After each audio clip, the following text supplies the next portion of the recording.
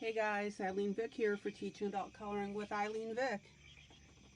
It is Monday, April 5th at 7 p.m. and I am ready to get my coloring on. Alrighty.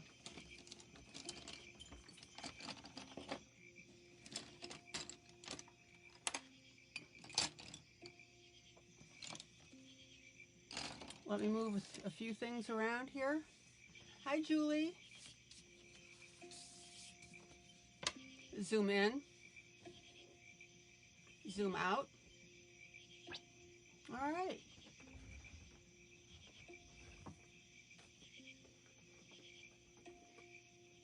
I hope everybody's doing well.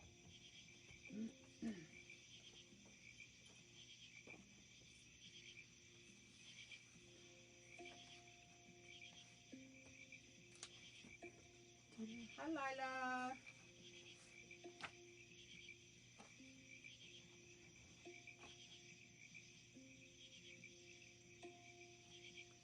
Okay. So I've got some things I want to show you. Let's see here.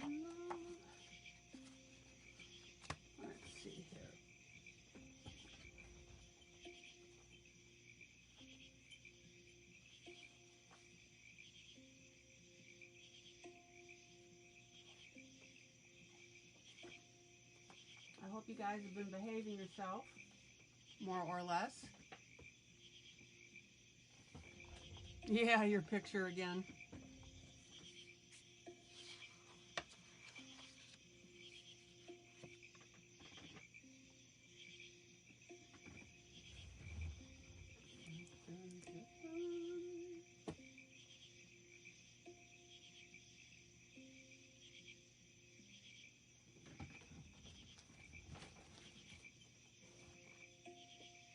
And as soon as I find what I'm looking for,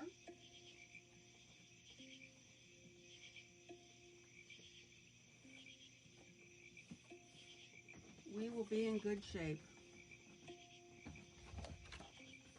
Alrighty.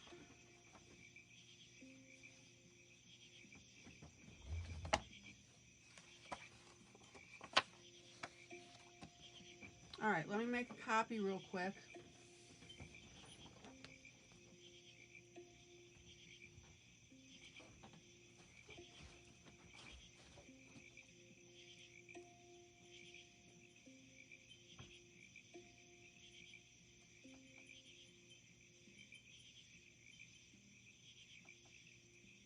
And then I'll be ready to go.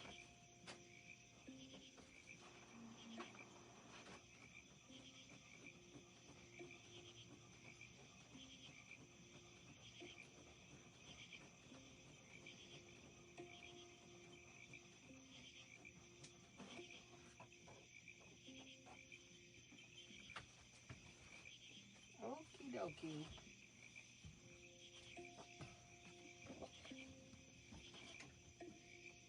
Welcome to everybody that popped in the door when I wasn't looking,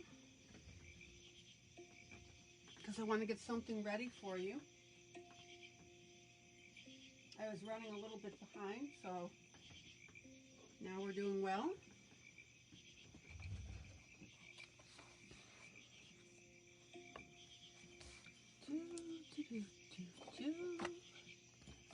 Let me mark this book.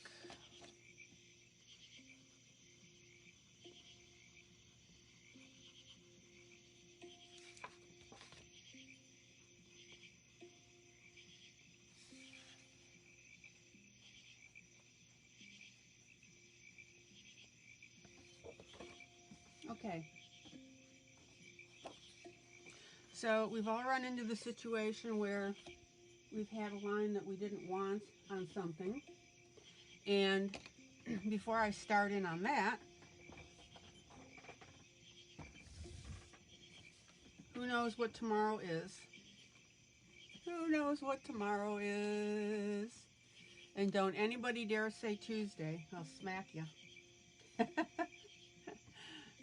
Sound check.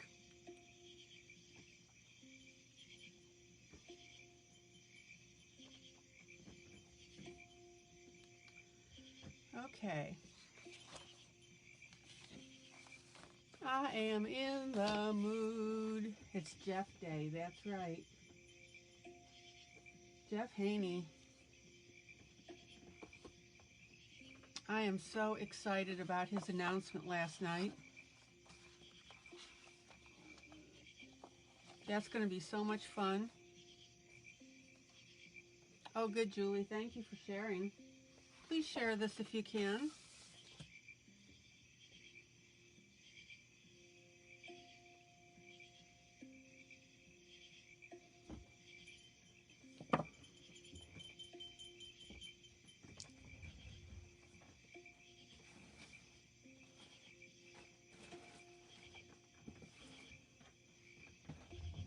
Okay, so here's the tutorial that I want to show you. Sound is low. Okay.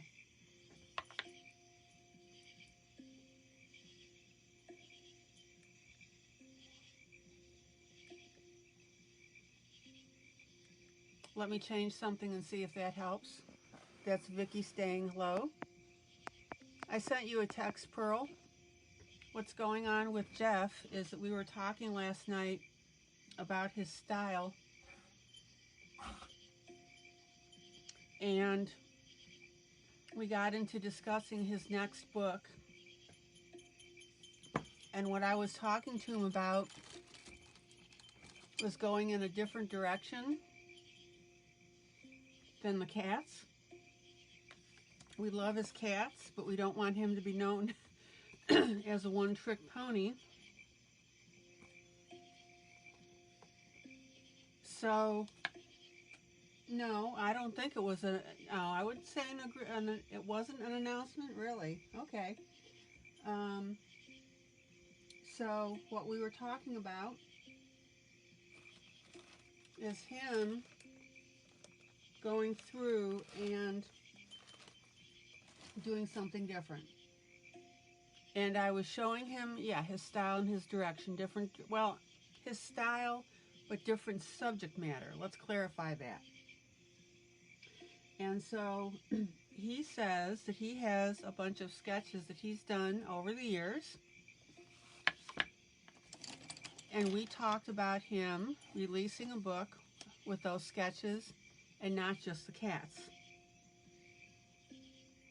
And then we talked about the format of that because I was showing him the Ruth Sanderson book, and the general discussion was his images with little text stories. And I showed him the Dragons by Brian Kessinger, which he thinks actually he may know. This is the stuff that was the free download, and I was showing him this stuff, and we were talking about some formatting. So Jeff agreed and announced that his next books, and it won't be all dragons that he's going to do, but he agreed that his next book would be along those lines. So I am really excited about that. So we were kicking around some format ideas, all of us were. And he'll run with that, and I think come up with a great book.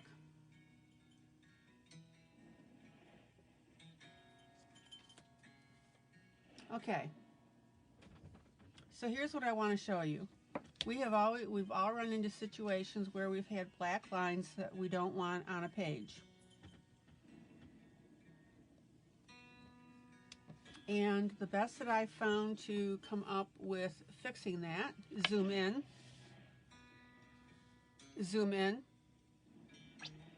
is a product called Winsor Newton ink. This is not paint, it is ink.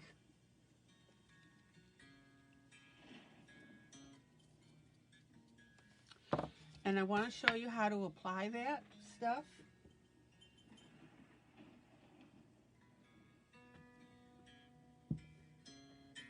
Yeah, I did that as well, Lila.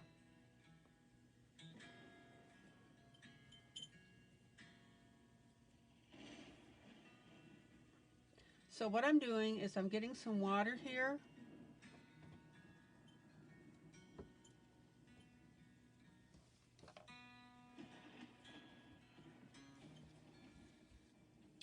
And I'm going to shake up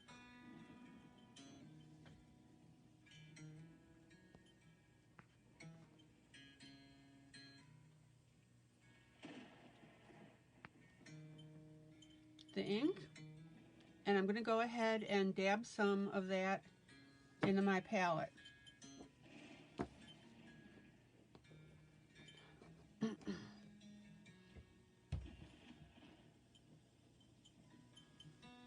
There you go, Pearl.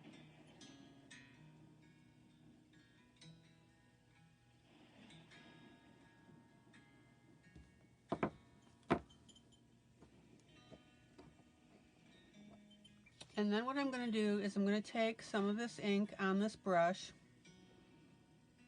and dab it into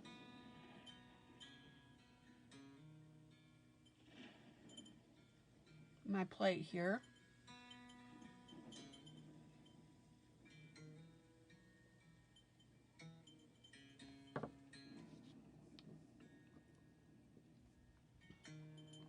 Hi, Stephanie. And then I'm going to take a little bit of water. You're welcome, Pearl. And I'm just going to mix that on the side. Now, the reason that you want to thin this ink is because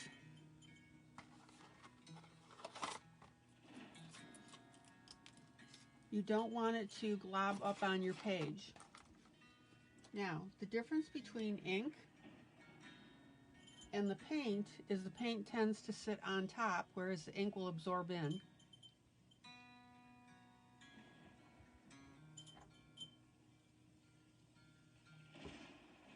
So what I'm going to do is I'm going to zoom in,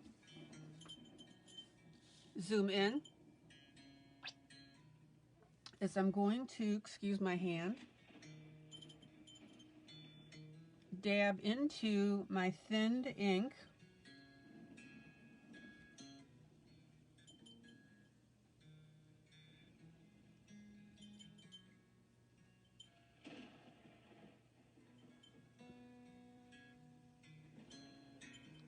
And go over whatever I want to get rid of.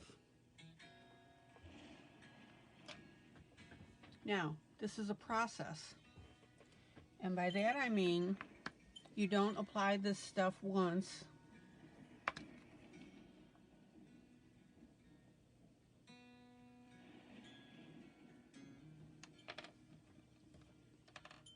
And then be able to necessarily color over it. Zoom in.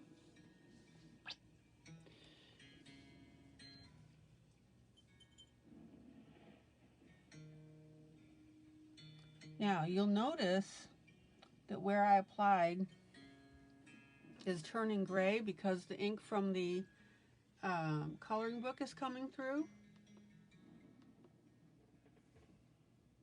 And that's because the Winsor ink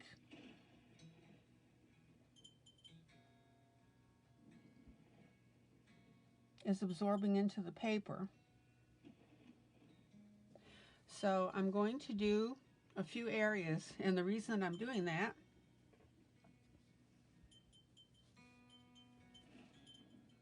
is to let the stuff on my first application dry.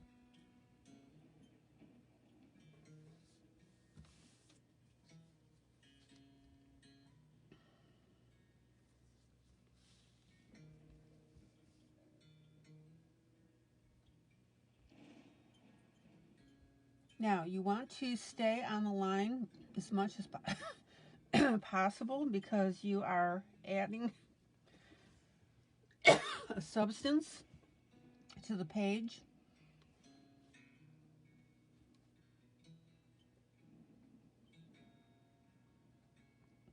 And the success of this, of course, is going to depend on the paper quality and the ink that's on there already. Okay?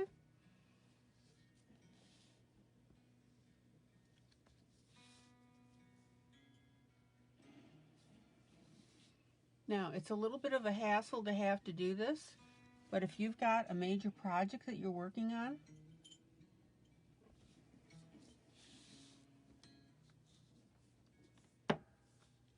you want to do whatever you can, of course, to get it to be where you need to be and want to be.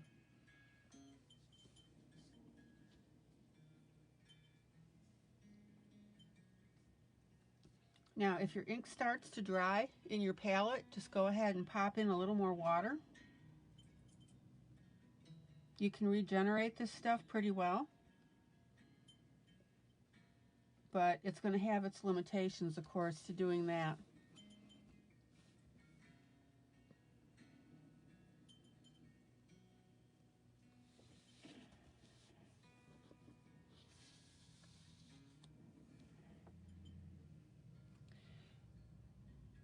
Because if you don't dilute the ink, you're going to have when it dries, it's going to chunk and sit on top, and you want as much of the ink to absorb in as you can. That's why you dilute it.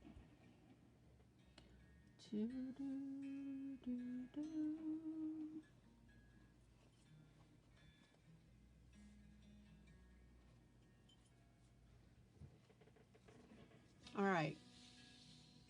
So as we're doing this now, and see, this is the key to this stuff. This stuff absorbs in. It doesn't sit on top. So you may have to do 2 or 3 rounds of this stuff in order to get it to work.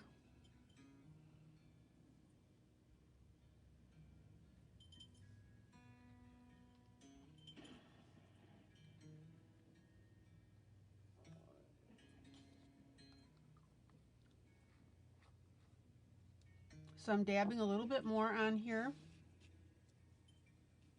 Zoom out.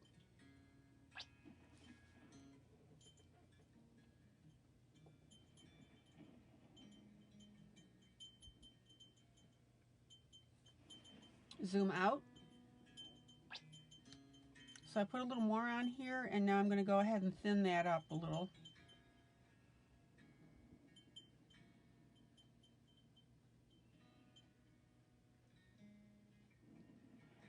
And yes, there are different things you can use, like Posca pens.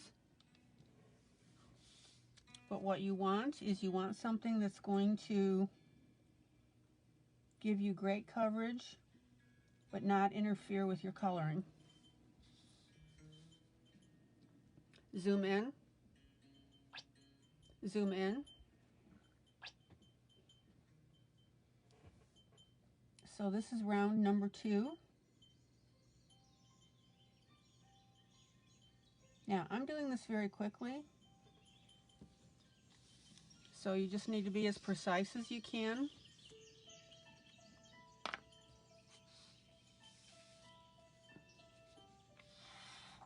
All right, let me get here. Hold on.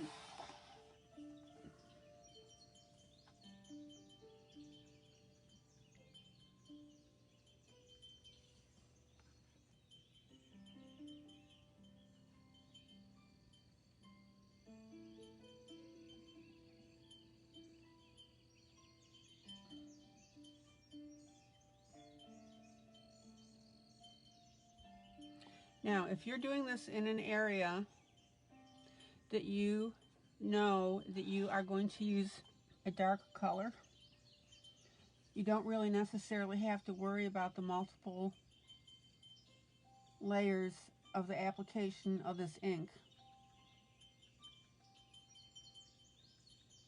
And that's where you're going to need to experiment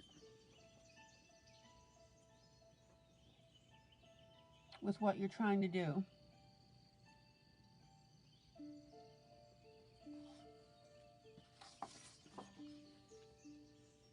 All right.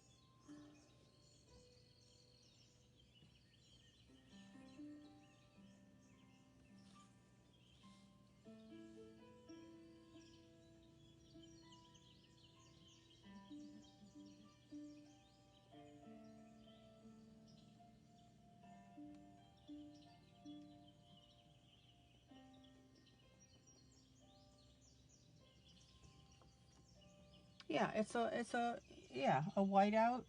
Yep.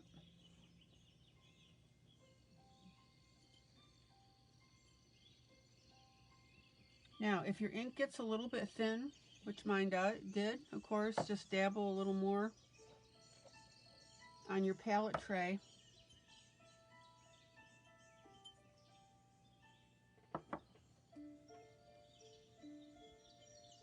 And get what you need. And as you experiment, you will get a feel for how thick this stuff needs to be in order to do the job that you want.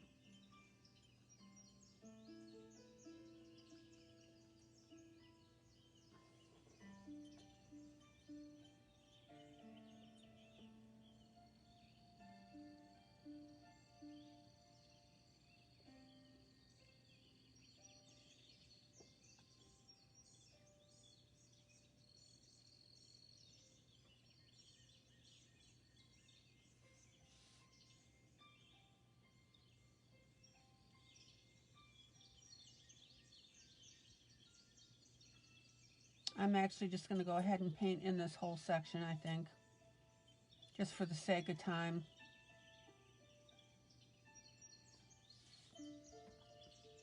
Okay, so I think that you're seeing the concept of the layering, and this stuff dries pretty fast. So this is my third application on my leaf.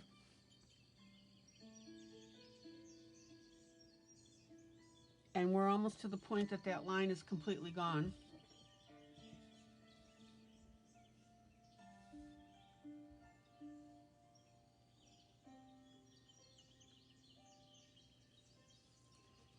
All right, let me roll this around here.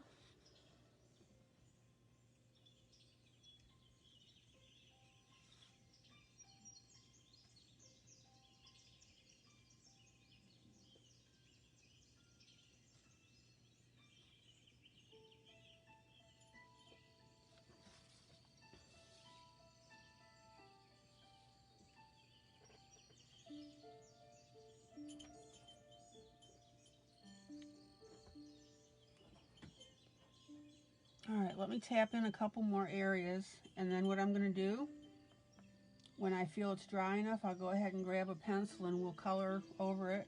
We'll see how that turns out.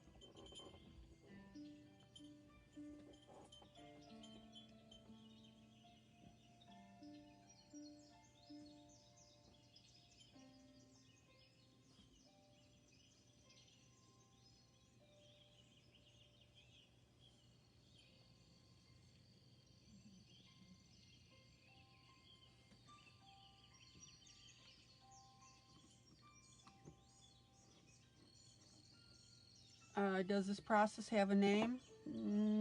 No. It's just whiting out, excuse my arm.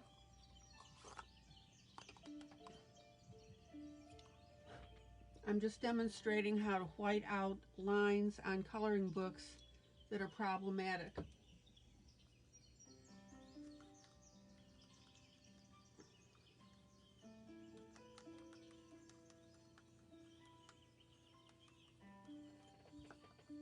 And the reason that this Winsor ink is supposed to be really good, I haven't used it for a while, so we'll see.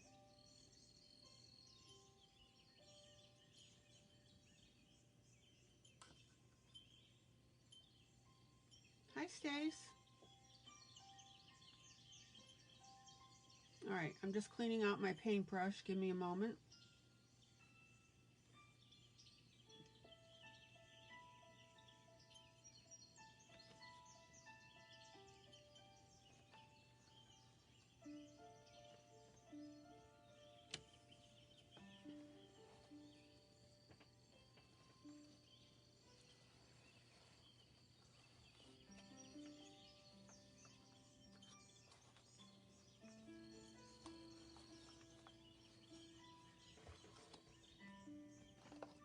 Okay, so let's go back now to this leaf over here. That gives me my best area where I colored in, or where I can color in, I mean. And now I'm going to take a standard green pencil. This happens to be, what is it, a Shuttle Art.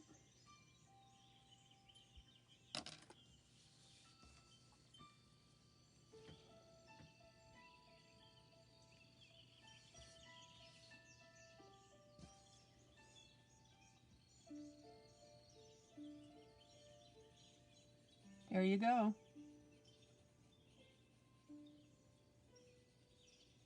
No line.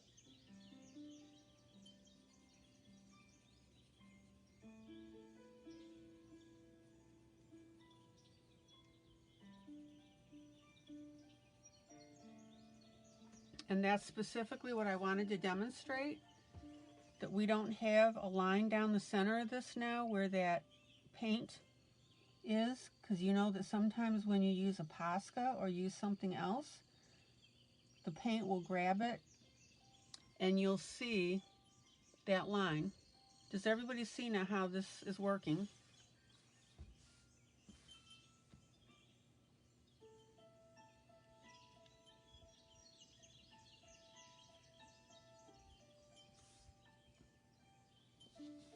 Questions, comments? Now the application is a little bit tedious because you've got to do the layers, but if you've got a project going here with a major problem with a line, this is perfect. As Lila mentioned, the Posca pen flakes off, but this doesn't, because the ink is ink and it has absorbed into the paper. Now, let me go ahead and color with a very light color. Hi, Melba. So now we'll go ahead and do a light color on this.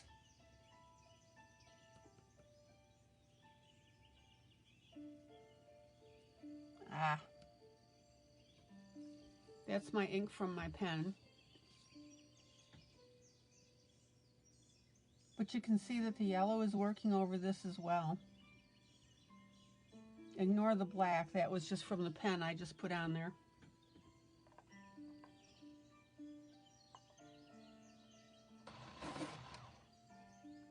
And as Julie points out, yeah, you have to do layers of pencil anyway, so it doesn't, so that will also help cover it up. But the point that I'm making here is this: even when you go to do layers, when you use a Posca pen or you use something else, you run the risk of having that paint, your pencil, catch on that paint, and then you've got that line down the center.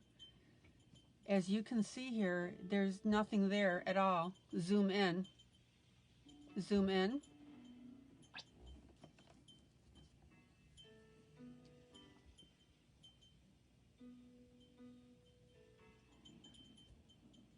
So does everybody see now the concept on this? That line is completely obliterated, and it doesn't come back when I put my colors on top of it because the ink has absorbed into the paper.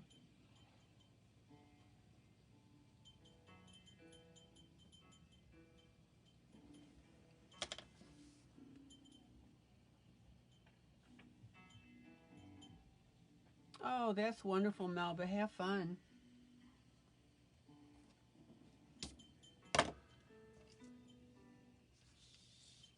Okay, so let me go ahead and let's see here.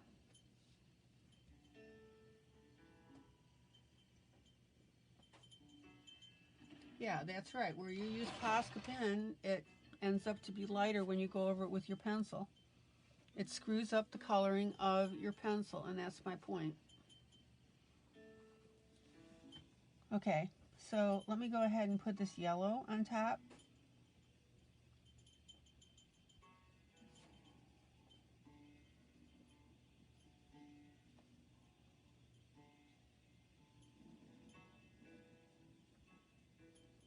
and you only have a little bit of a line showing, zoom out,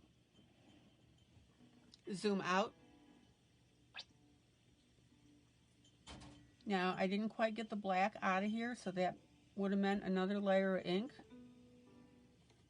But if you end up doing something like that, then that's where you just go ahead and correct your mistake.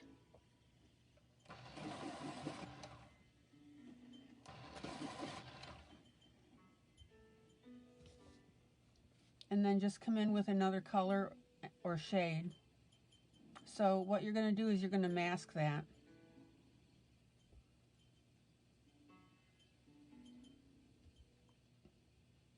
Orange is not the appropriate color, but it was the closest I had on hand at the moment.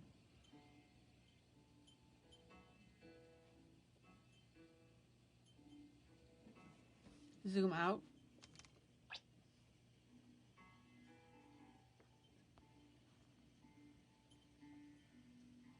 That's right, Julie. The same thing with gel pens. You can't use gel pens over these lines to get rid of them. Okay.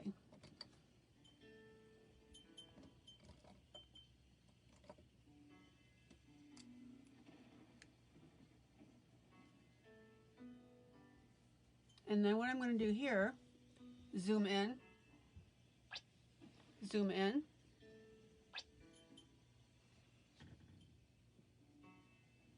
is now just go back with my pen and fix that little area that I accidentally covered with the white ink. Zoom out.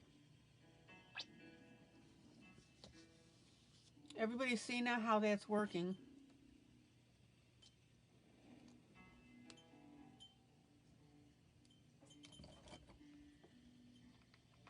You guys get it?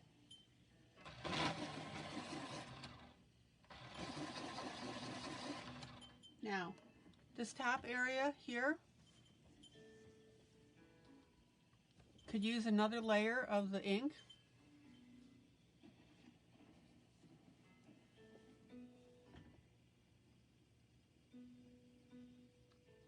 But what I'm going to do anyway is color over this.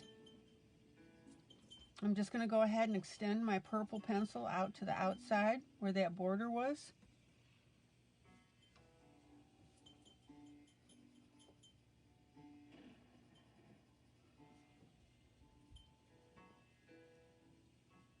And what I specifically want you to see, that where I had put that ink, it's not globbing up my pencil. The pencil is still coming in very smoothly.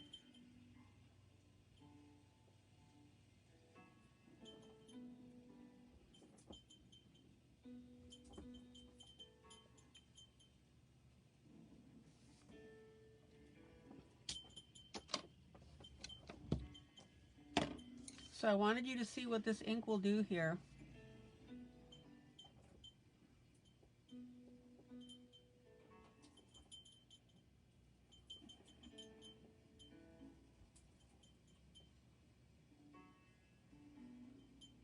Now, I put a video up about this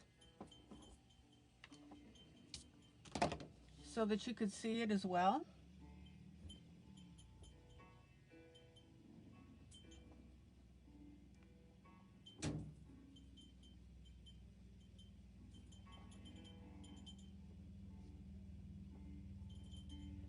And the example done in the video was done on the Disney book.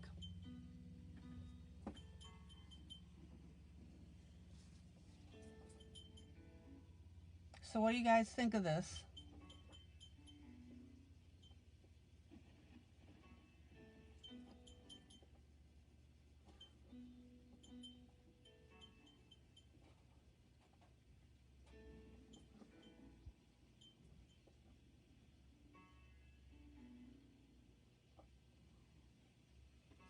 So here's where I'm coloring over the lines that I covered in the ink.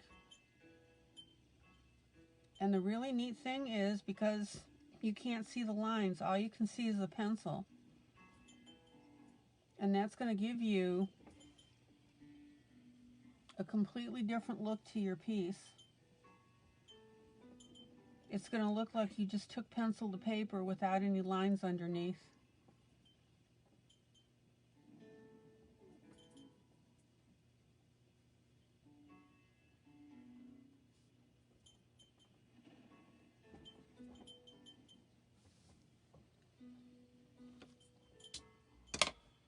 And this is where you can get more artistic too.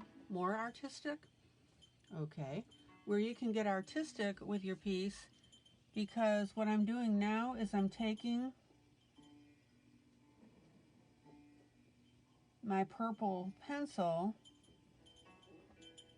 and I'm extending the shape way beyond what the artist had put in.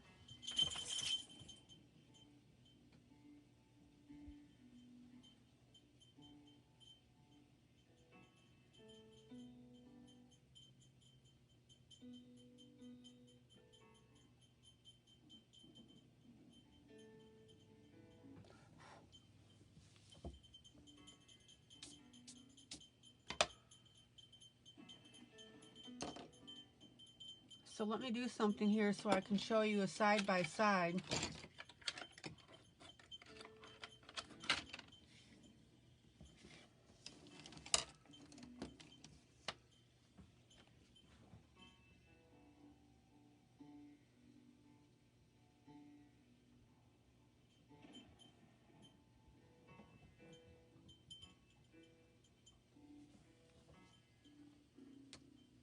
All right, let me grab some scissors here.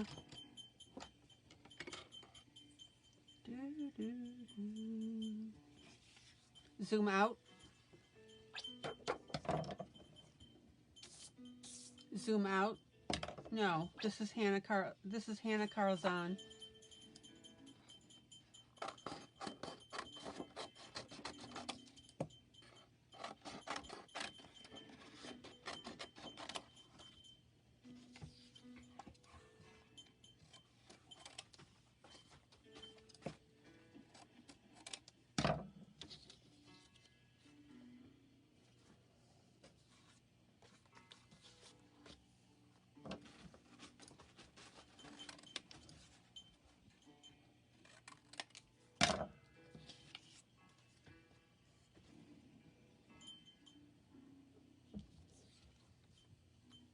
So here's what I want you to see.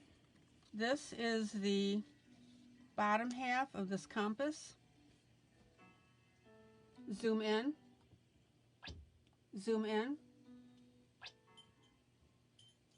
And this is where I have taken the piece and I have completely changed it. So in other words, it only went out a certain distance that the artist drew in. And what I did, because I obliterated the lines, that allows me with my pencil, or whatever medium I happen to be using at the time. Good night, Melba.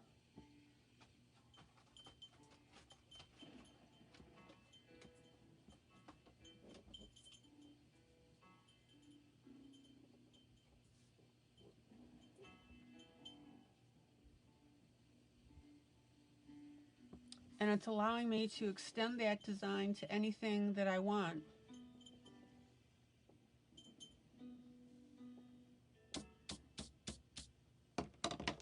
That's funny, Christy.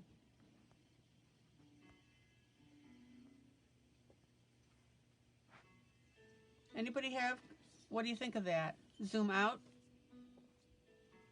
Zoom out.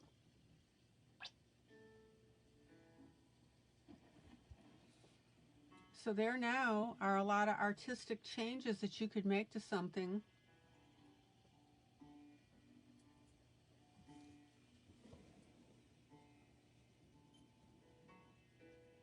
What do you think of this?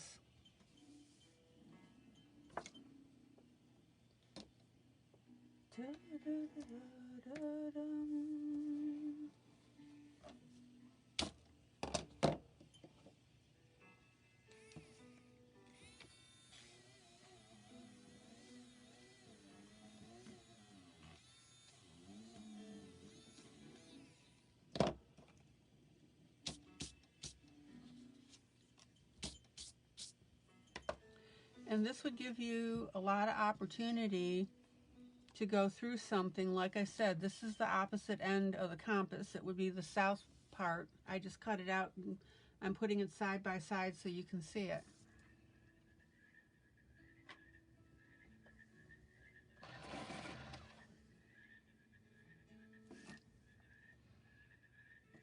So let me show you one more area where I went ahead and painted out the lines.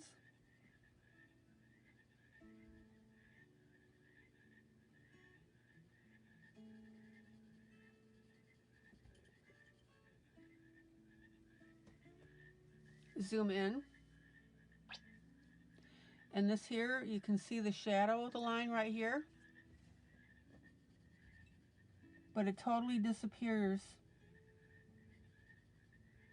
when you start to get your coloring in.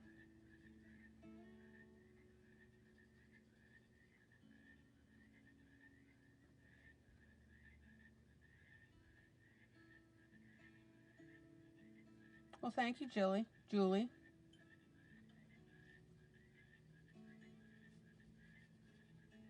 That's why I do these. And this is why I do these little tutorials periodically at the beginning before I get into coloring, because I want you guys to see this.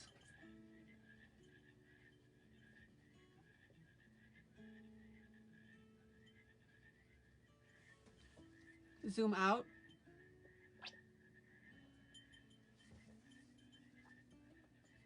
And I know that some of you have the imagination that while I'm showing you this process, that you can see ways to run with it.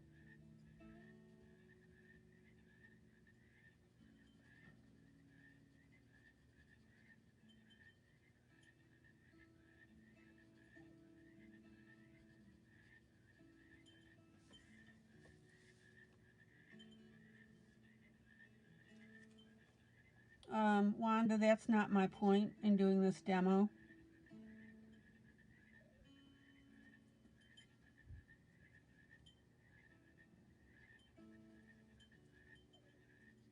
This is not a coloring, this is a demo piece. Okay, so let me shoot some color up here.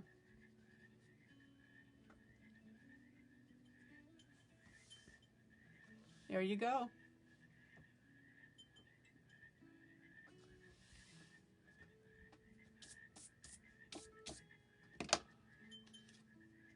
So if you were doing this piece here and there was a series of things that you didn't like on it, or there were some things that you want to remove the lines because you want to do something different with it artistically, this is the way to do it.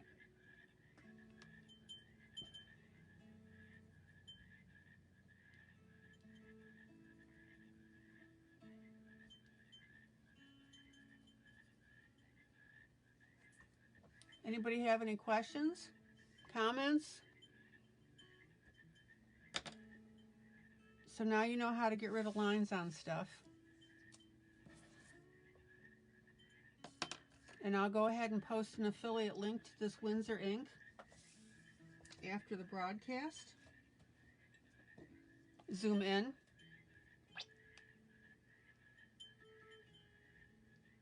And again, it's gone here. Gone here. Just a whole different look. Now, the stuff is a little bit pricey. It comes in a small bottle. I think it was like $10 or something like that. But still. And I would have sworn that I had 2 of these, but one has managed to disappear.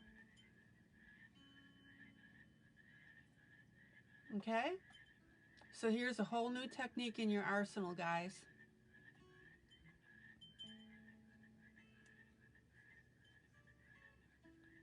$14 ml. I don't know how many ounces that is.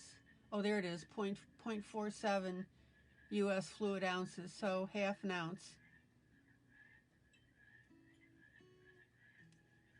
And again, this stuff is ink. It is not Posca paint. It is not Arteza gel pens. It is ink. All right, there you go. Zoom out.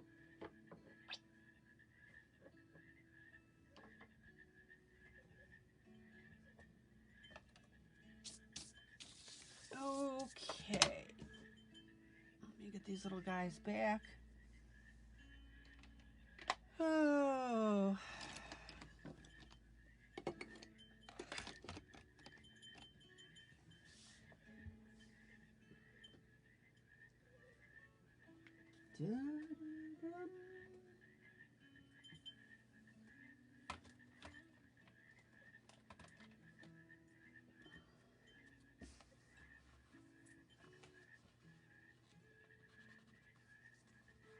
Thank you, I think.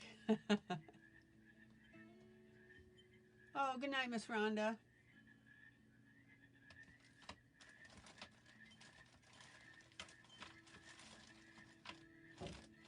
And again, guys, watch that tutorial that I posted for you where this was done on the Disney book.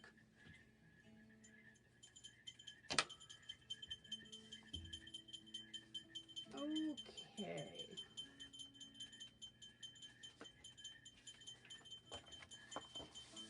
Next item.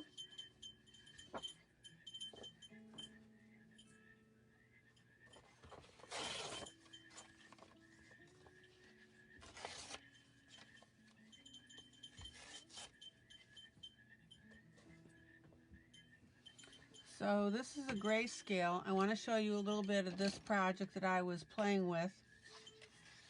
And I want to show you two things. And hopefully you'll be able to see it with this, the difference.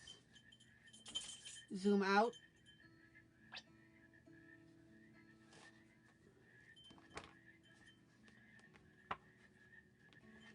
So this is from my book, Rustic Country Scenes. And this was gifted to us from Ronnie. I haven't seen Ronnie for a few days. Ronnie, are you in here? Have I just been missing you? So while I was uploading this video to YouTube, which is something I do every night, a couple of you wondered why I keep such late hours. When I'm done broadcasting, I'm then uploading the video to YouTube. Takes a while because I custom edit. When Jeff appeared, I went ahead and put information about him on the latest video on YouTube.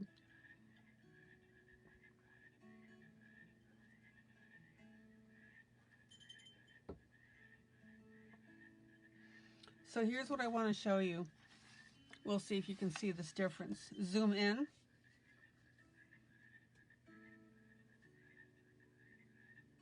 Oh, okay, Lila, thank you. Zoom in. Zoom in.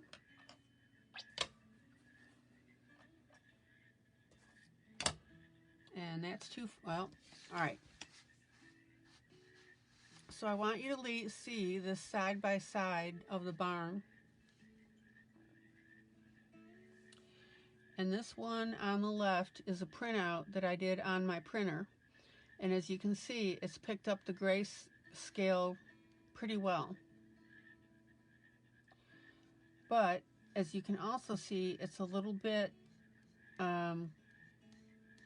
harsher than the printing here on the right. Ronnie, we were just talking about you. So glad to see you. So I wanted to show you this side-by-side difference on the grayscale. Now this is a thinner paper. I wanted it on thicker cardstock. Ronnie, this is from the book that you gave the group. Rustic Country Grayscale. Does everybody see that difference? Can you see it on your monitors? So just be aware that when you print something out, the grayscale is going to come out differently. Zoom out. Zoom out. And also, I lost some of the nuances of the grayscale in the sky, so I had to go back and add those. No biggie. So you need to make a decision whether you want to work on your original grayscale or whether you want to go ahead and put it on cardstock.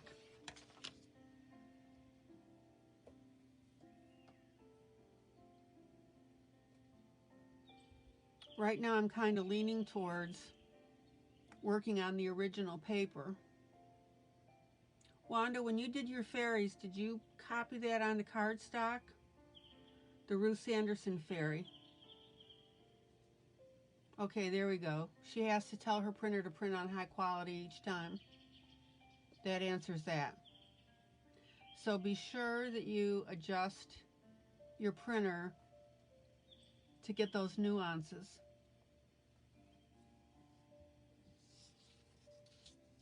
Alright, so I thought I'd play around with this grayscale a little bit.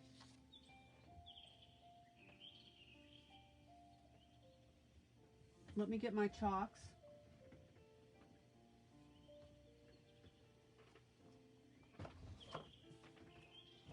I need to check my setting, Wanda. I don't think I have that ability on my HP, but I'll check it out.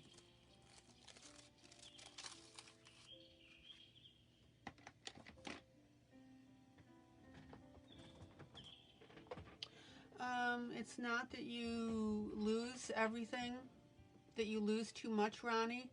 It just changes it up a little bit, and you can just adjust it.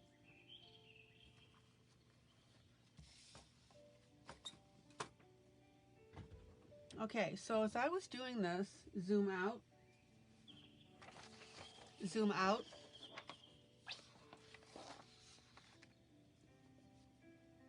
is I want to go ahead and show you what I'm doing here.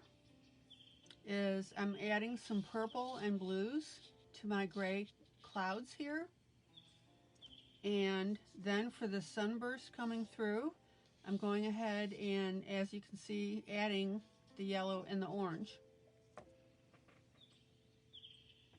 Now, you can do the same thing with pencil.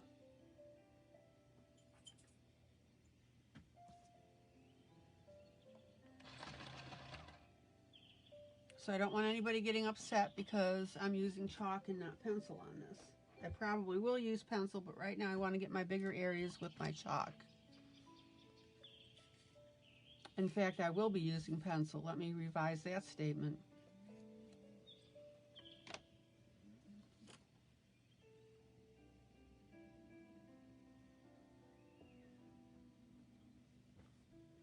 So what I did is I went through and I enhanced my gray areas here with the darker gray and also with the blue. And I also did it here on the right hand side. I want you to see this side-by-side comparison. And you can also see where we've got this difference. See, we've got this coming down in gray. That's this area here. And then I've got a blank area here that I can go ahead and customize to my own desires for this.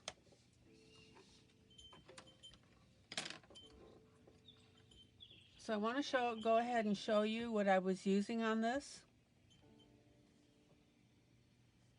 because this is pretty fun.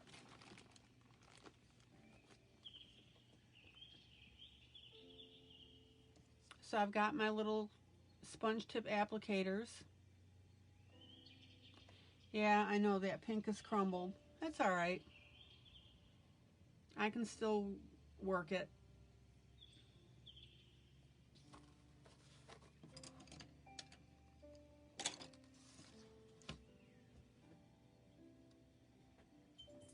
So when you're trying to do something like this, and this is my range of grays on my chalks, is I'm just going to go ahead and pick whatever I want. A medium gray. That was a dumb statement. Pick what I want, of course. I'm going to pick my medium gray. And I'm going to use the edge of my eye makeup applicator and enhance those streaks.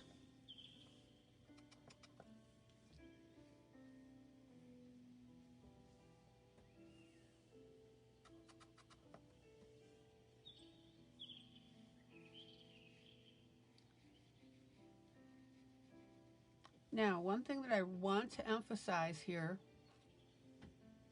your art is your art. And so you are not trying to copy exactly the image that you've got on another piece of paper. So with this being the original, you can see that I've already made some other changes with it.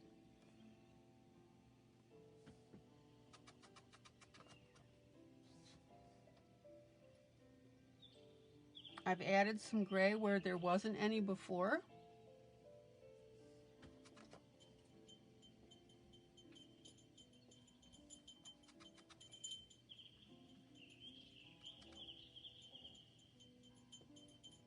And when I was doing the Disney pages for you, you are emulating, you are not copying. This stuff is meant as a guide. I've got that posh book that I'm showing you, the nature book. The pictures that are in books like that, where you have side by side, some are done with watercolor, some are done with paint. You're not working necessarily in watercolor and paint.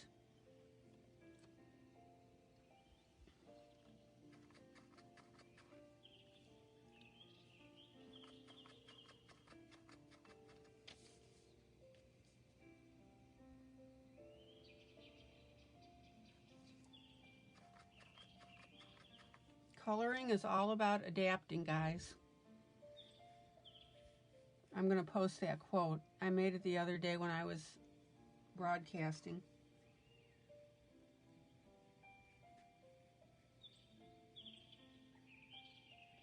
Jeff has told you that. Ruth has told you that. It's constantly adapting through the piece. And if you hold tight to a particular design, you're only going to set yourself up for disappointment. Now, if you're an artist that you've been doing this stuff for 20 years or 30 years, I don't know how long Ruth has been doing her coloring. She could probably do her work in her sleep, but I guarantee you she adapts as well. How many times do you think maybe she's dropped a little goblet of paint on something that she meant to be one color?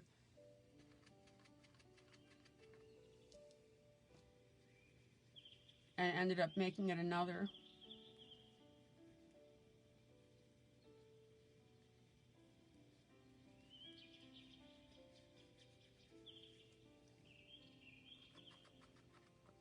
All right. So I'm working on this extended view, and all I'm doing is I'm going ahead and on top of my yellow layer now, I'm putting this gold because that's going to give me that dimension I want.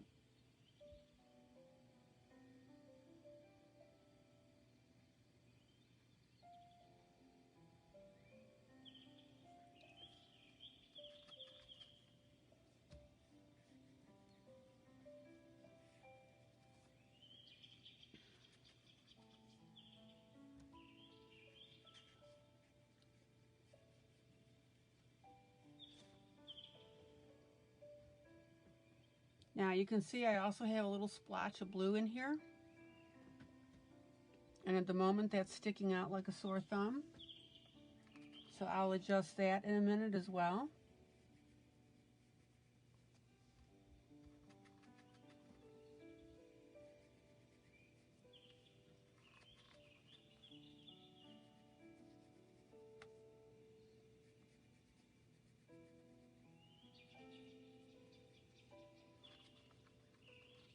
And what I want to see you doing, I'm using 3 yellows. I'm using a very light yellow, I'm using a medium yellow, and then I'm also using a little bit of orange.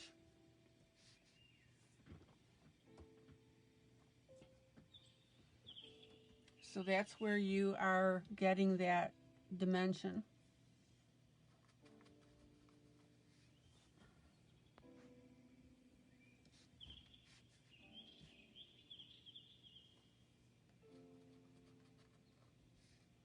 Zoom in.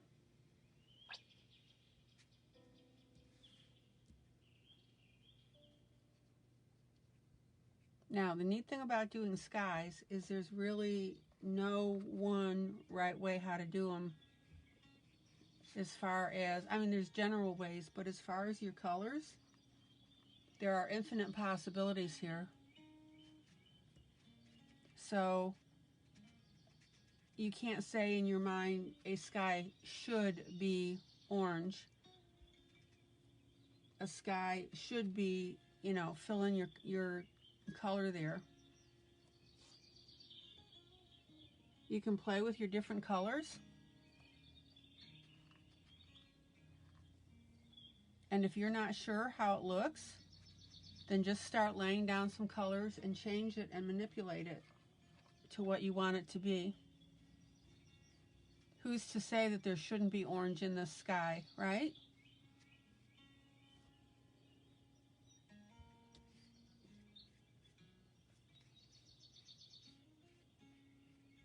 Zoom out. Now, the neat advantage here as I'm doing this is I can look up at my screen while I'm doing it. It's the same thing you've heard people say, you know, look at your images through your phone or take a picture, because that's where you'll start to see where things need to be balanced or changed.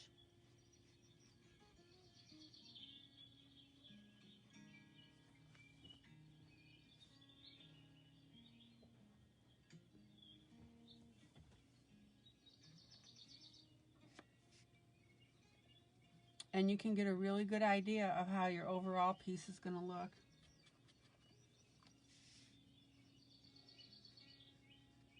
Guys, this is not hard. It really isn't.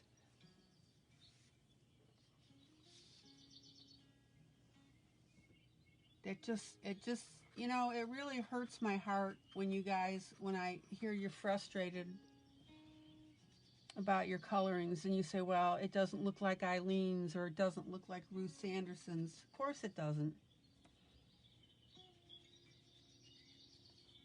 And you guys saw the other day how I just threw on some yellow to do that fairy for Lila when she asked me how to do that little fairy stream. I'm going to take the yellow out a little bit to the right here. If I decide that I don't like it, I'll erase it.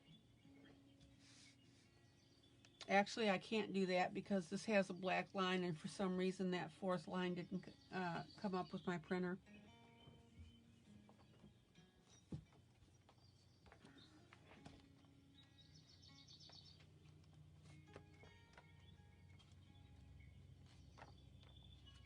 Zoom out. This was what I was working with on the fairies because Lila asked me about how she didn't know how to do the fairy dust. You just throw some chalk on there. And then I had the yellow come into the top of the wand and have it burst out in orange. And then have the fairy that flew out of it to also have orange around it as well. There's where your dimension and creativity is. Zoom in. And then what I'll do is go in with my pencils and start to play with this and make it more dimensional based on what the gray is. Same with the dress. Okay. You guys are awfully quiet tonight. Everybody doing all right?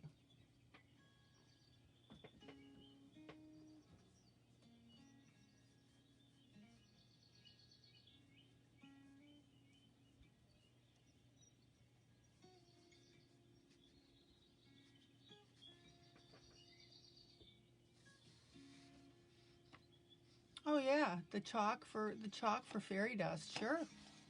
And then come back with your pencil, zoom out, and work the details. Zoom out, zoom out. Okay.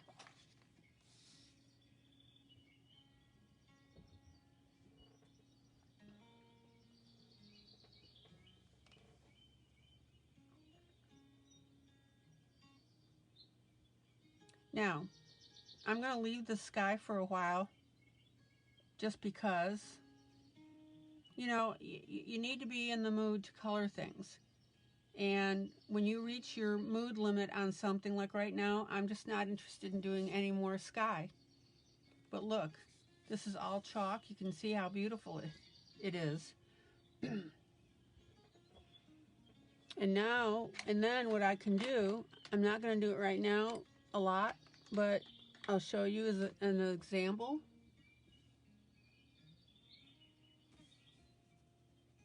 Is you can come in with, here's where you come in with your pencil.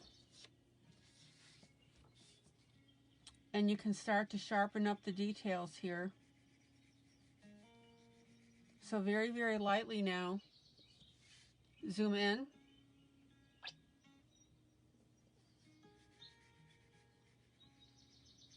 So now what I'm doing here is, and I'm just sharpening up some of this gray.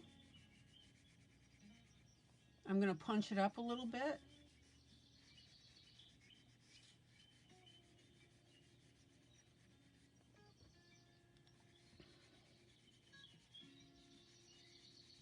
Chalk and pencil combination are one of my favorite things to do.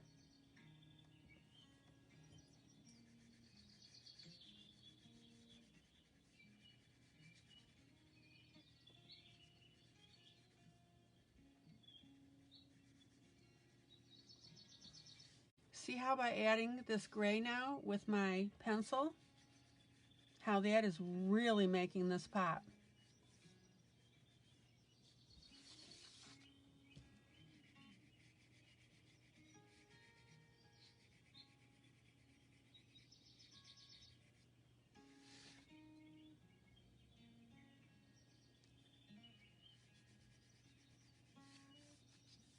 And you can be as dramatic as you want. For example, see how right here I'm bringing this gray down? Right almost to the barn? Why not? Artistic interpretation. Zoom out.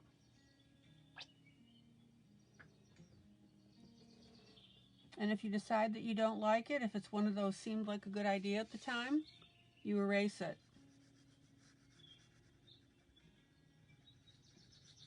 So now what I'm doing is I'm just punching up a little bit of the gray, especially around the windmill here. I've got this one line here going through. Zoom in. Zoom in.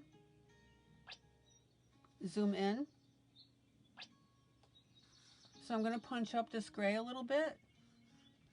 And I'm even going to carry it to the other side. I'm going to let it get narrower and narrower and narrower as it goes past. And trust me, guys, as you're doing stuff like this, you're going to find yourself naturally doing it. It's like riding a bike. You learn the technique, and then after a while, it just comes naturally. And if you listen to what I tell you, as far as some of these basics, you can run with it. Zoom out. See how darkening this gray now is really making this light and this orange pop.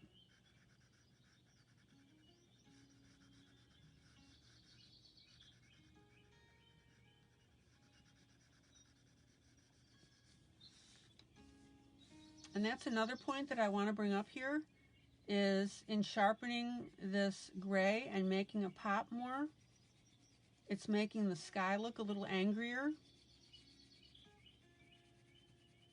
And that's going to change the whole complexity of what you're doing here. Run with it.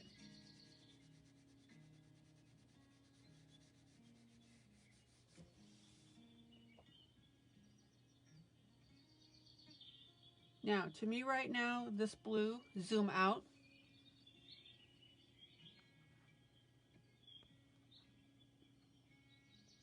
Wanda says she has 6 different blues in the skies of her new picture.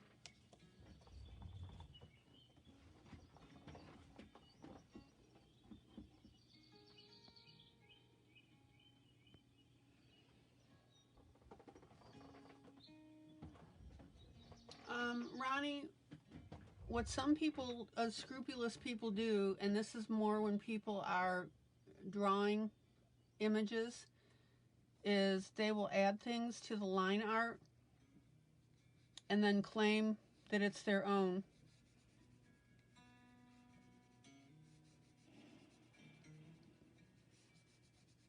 One example, and Wanda knows the person that did this, but I'm not going to use their name, is he looked at an image of a teacup, excuse me, of a coffee pot. I'll get there. Yeah, an old-fashioned coffee pot with a mouse on the outside. It was a house, and he flipped. All he did was he flipped the image to make the spout go in a different direction, and then he added a few things to it. You know who I'm talking about, Wanda? Don't say his name. And then he claimed it was his own, and then was turning around and trying to sell it. You cannot copy somebody and do that. Now, this page here, I bought the book. Excuse me, you bought the book. And so all this stuff that I'm doing to it has nothing to do with copyright, especially since I'm not selling it. Does that make sense?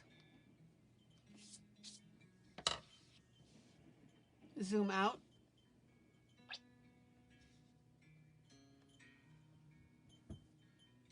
So, Ronnie, I don't want you to stress over copyright. You are not even close to anything like that. A lot of that has to do with drawing. Even when I take a Kirby Roseanne's book and I add my own things to it, that is not affecting copyright. Because first of all, I'm not selling it. And I always credit the source.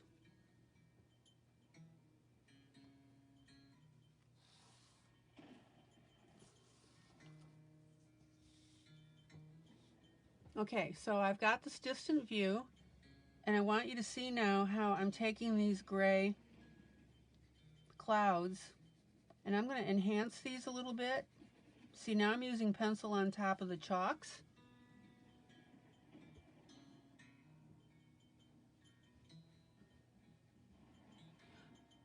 Ronnie, you can go as far as you want with adding stuff. It doesn't matter. It's yours to do anything that you want to with. But where this person was doing a huge no-no is he changed it up a little bit, and then he tried to pass it off as his own work. Copyright has nothing to do with what we're doing here.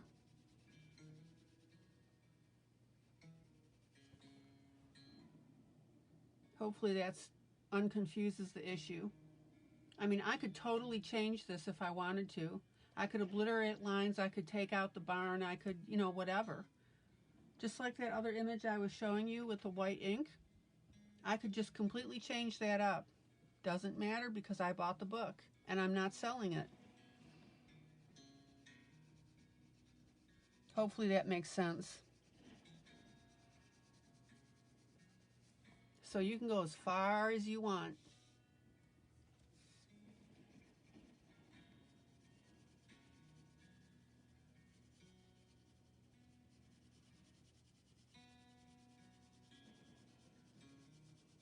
Now, this image here, if I tried to pass it off as my own and say that I took the photograph and so forth, that's copyright infringement. Clear as mud. Okay, Julie, what's confusing? What's not clear on that? I'll be more than happy to address it.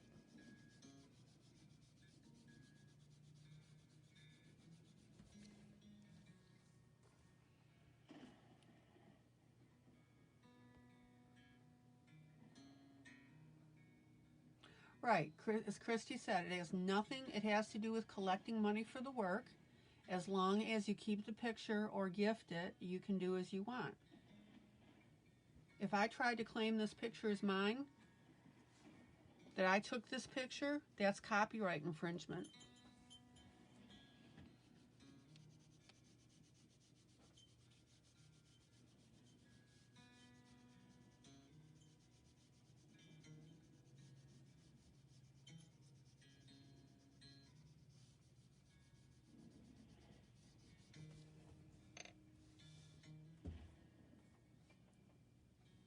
Okay, let me find something here.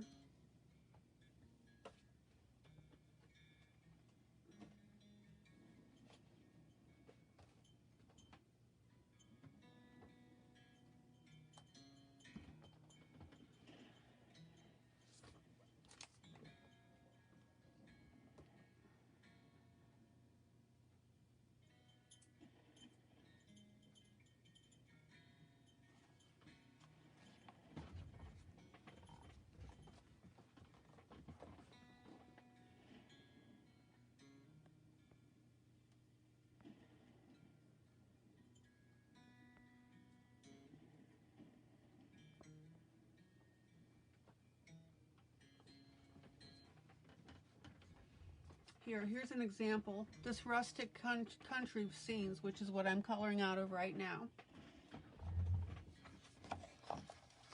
All of these images here, this book is being sold for profit, okay? Ooh, I love that tractor, by the way. You can see I'm taking my book apart here.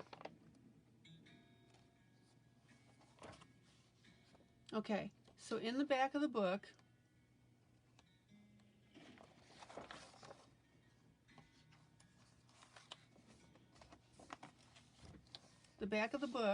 zoom in, zoom in. Okay, so the notice says the coloring pages in this book were created using one or more of the combination of graphics that were either hand-drawn or legally obtained from one or more of the following sources. And all of these images here are the sources. So, freegradepicture.com, pngpics.com. I mean, you guys might want to take a shot of this, and you can get these images. Public domain, expired copyright. There are sources that are free for commercial use.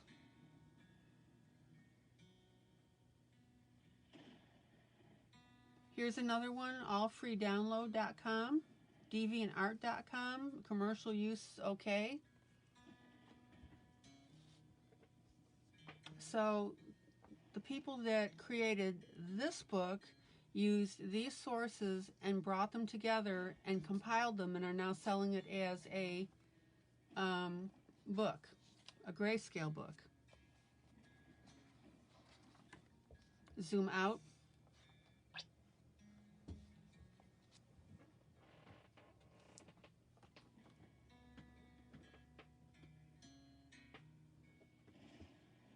Okay.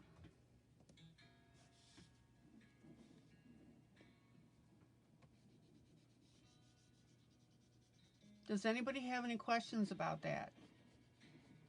If you do, ask. Don't go away questioning or wondering what's going on. Okay, now I'm going to go ahead and put a little gray over this bluish purple.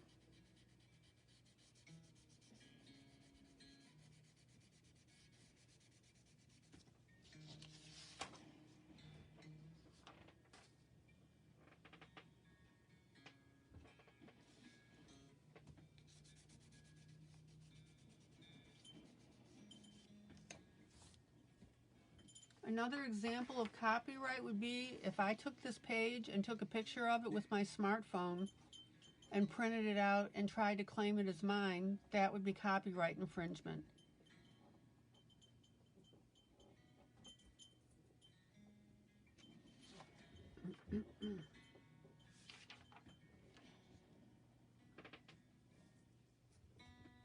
Okay.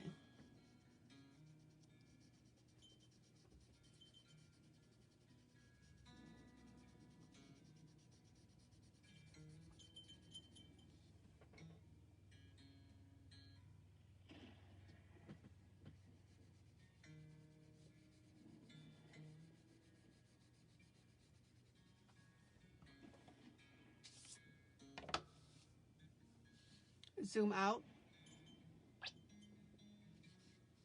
All right, see how this is coming along? Does that answer everybody's questions about copyright?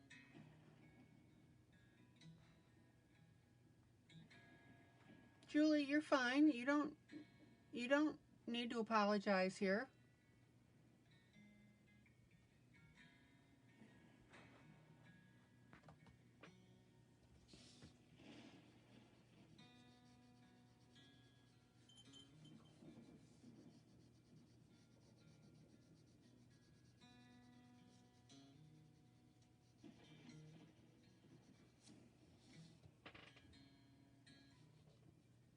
Okay. Listen, guys, this is a teaching group. It's a learning group. This is what we do. And if anybody's embarrassed about asking questions, it totally defeats the purpose of what I want in this group. And this is why I'm live, because we can answer these questions. And if I don't know it, know an answer, if I don't know it, I'll ask somebody in the group or I'll research it. Yes, if you take a picture, if you take a photo of something, a barn in the country, like you said, Christy, and you print it and you color it and sell it, that's yours. Because it's your work. You're the one that made the effort to do that stuff.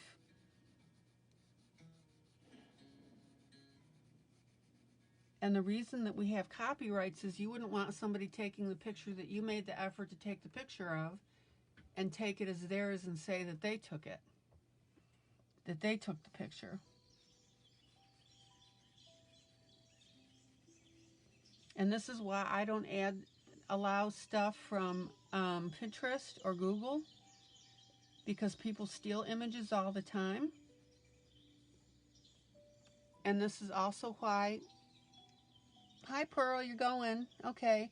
Hope to be here tomorrow night. Don't you think you can make it, sweetie? What's going on?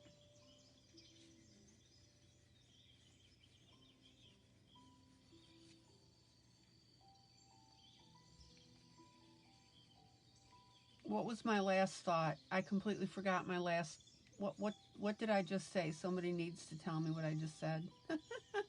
My mind's going in 6 different directions.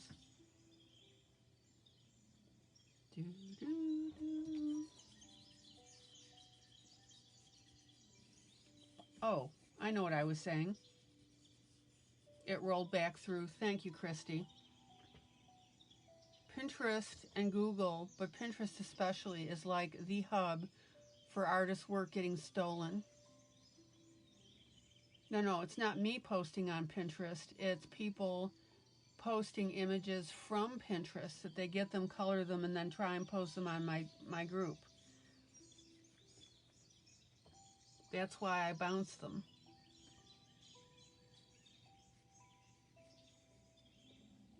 Artists absolutely hate Pinterest. I mean, you heard that Ruth Sanderson was talking about that. Her stuff gets stolen all the time.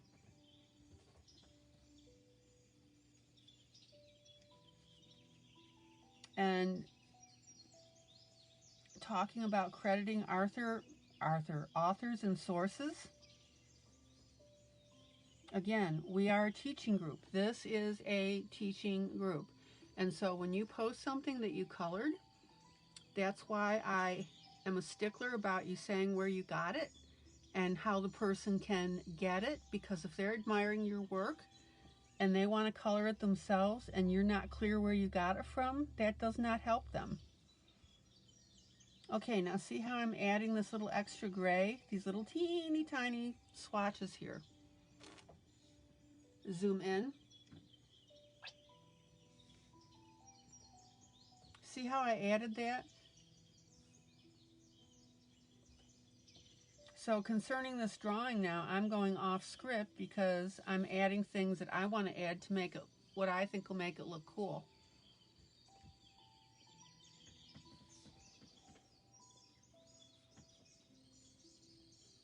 Yeah, I don't download anything from Pinterest. I don't care where people say they got it from. I ethically will not do it. Okay, see how I'm adding these other clouds in front of this big splay here.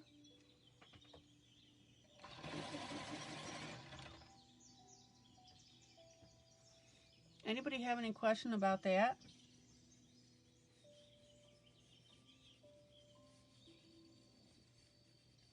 So I'm taking my gray pencil and I'm putting a swath, S-W-A-T-H, of clouds going this way, as well as the sun coming down that way. So the sun's coming down this way through the clouds, and then I've got this stuff here.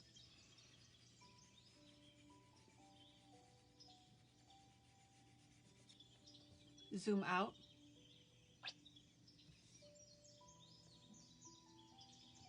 Yeah, and as Lila says, it's starting to look like a nighttime sky. That's exactly right, Lila.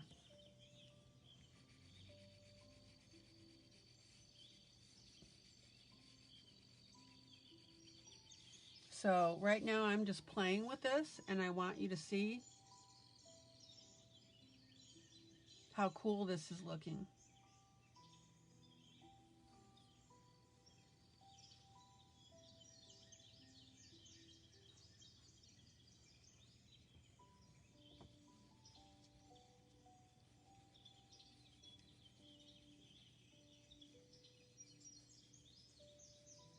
Okay, now these clouds down here, totally adding on my own, these streaks, these gray.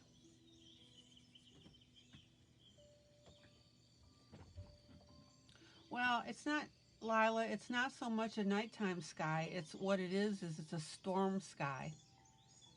That's really what it is.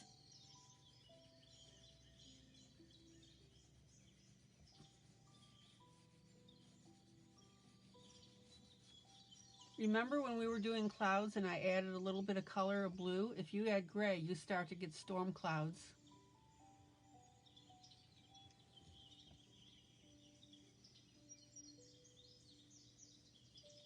So how do you feel comfortable with what I'm doing? Do you feel you could do something like this?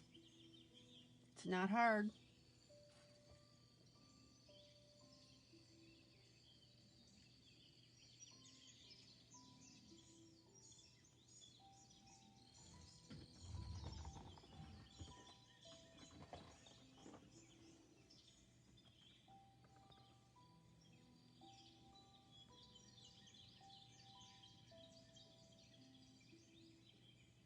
Okay, Ronnie, and that's BS.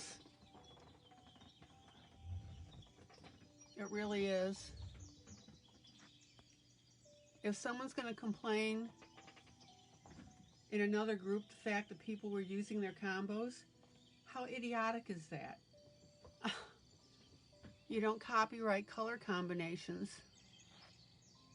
So from that standpoint, Ronnie, I want you to go back to Pinterest and look at color combinations. Don't cut your nose off to spite your face.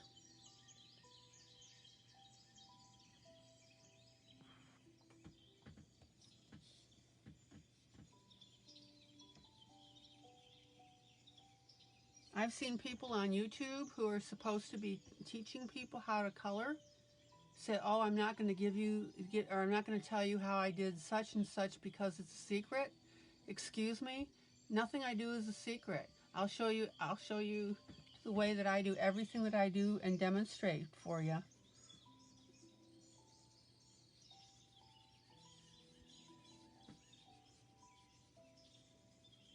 If a colorist who is supposed to be teaching goes on YouTube and refuses to show something because it's a quote unquote secret, why are they on YouTube, right?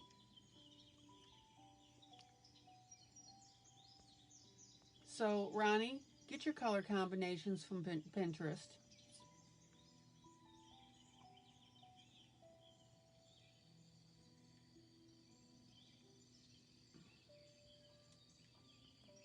Does that make sense, sweetie?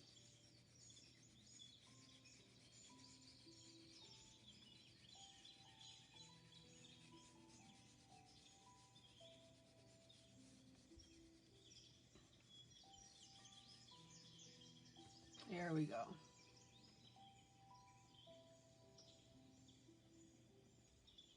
And that's exactly right, Ronnie. And that's what Julie just said. If you don't want others to see your combos, don't post. So, Ronnie, I don't want you to stop going to Pinterest.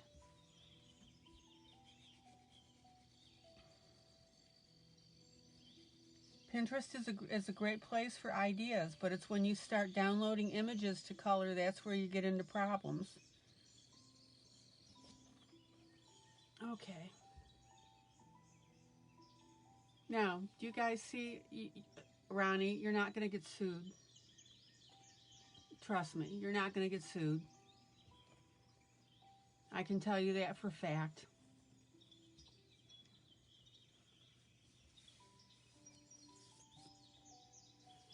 And the other thing I would tell you about that, if you use an artist's work,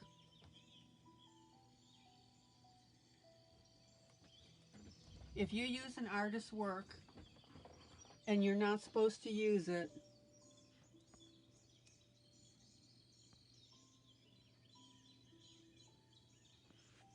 okay, Christy, I'll take a look at it. Thanks for asking.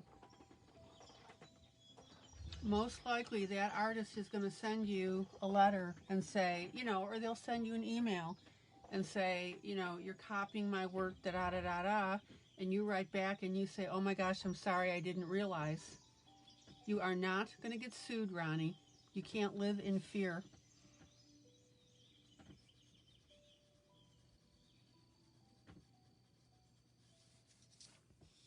Okay, and see now how when we've been talking, how I've been playing around with this and coming up with a really cool looking sky?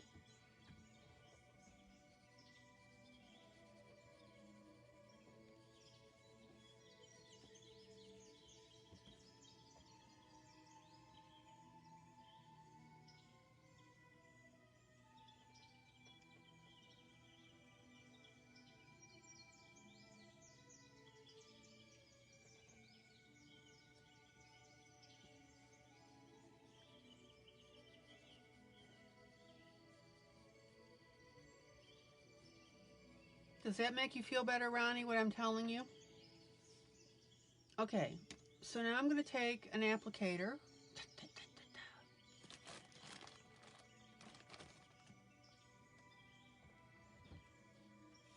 And I'm going to get a little bit of red.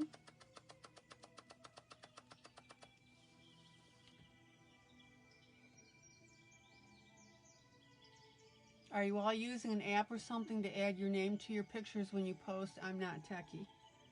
Okay, well, what I do, Ronnie, is anytime I finish a piece, I put my initials, usually in the lower right-hand corner, and I put the date on it.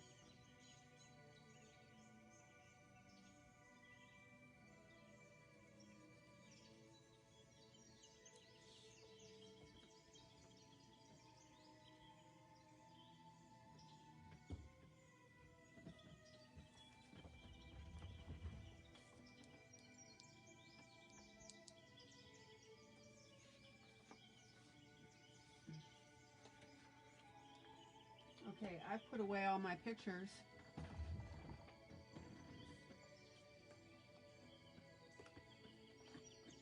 Hold on.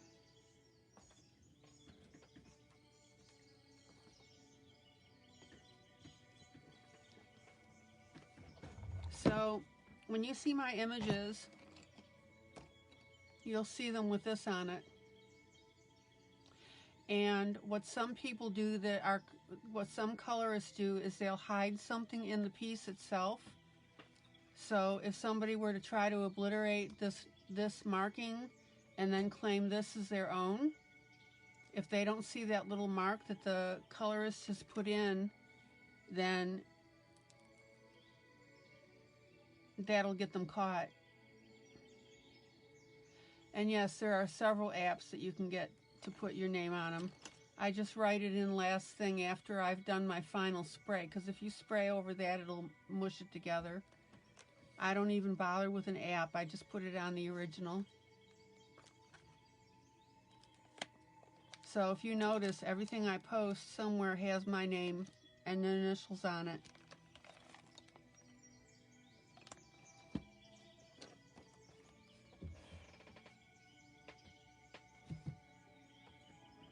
And honestly, I don't, well,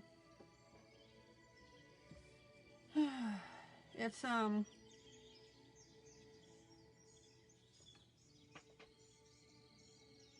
don't worry about it too much.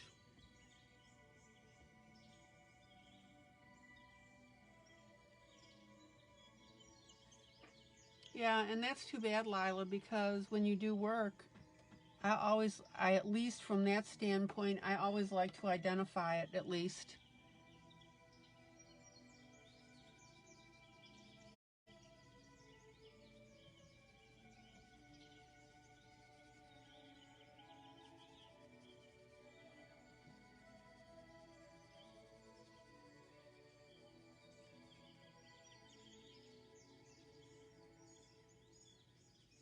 Okay, now I was using chalk for my yellow.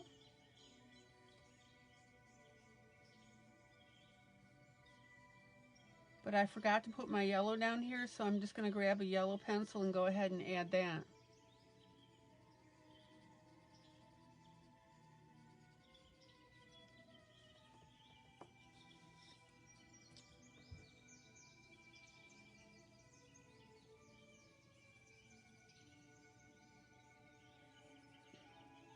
And I'm going to brighten up the yellow a little bit down here.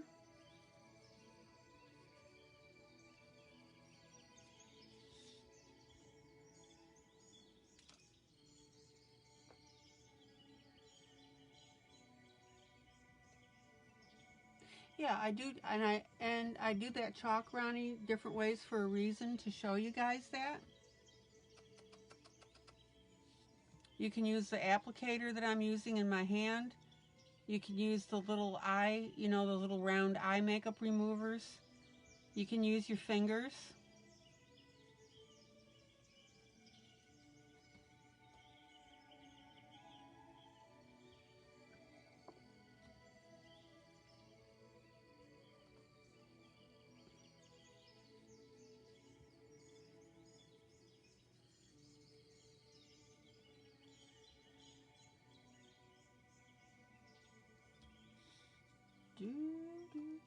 But you're welcome, Ronnie. My pleasure.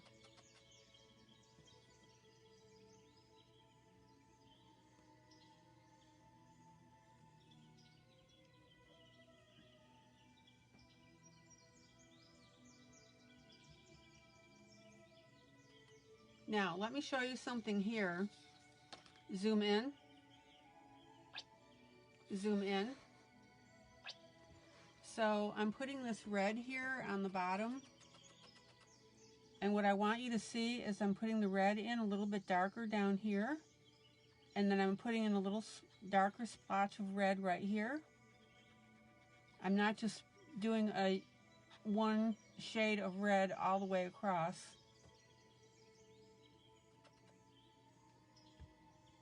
Yep, I've scraped it with a knife, rubbed it on straight.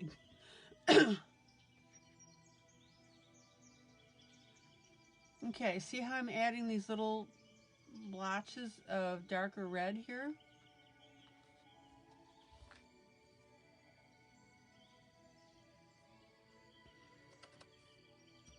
So I've got different colors here and different shades.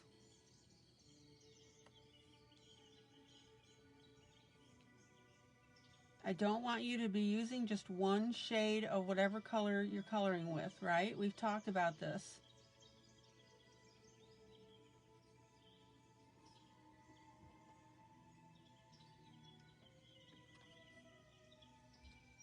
And I'm going to bring a little bit of red up here, just a whisper of it. And hopefully I was on camera. Was I on camera? Yeah, there we go. Just a whisper of red right there. Hey, you guys put these books into my hands. I'll color them, color and teach out of them.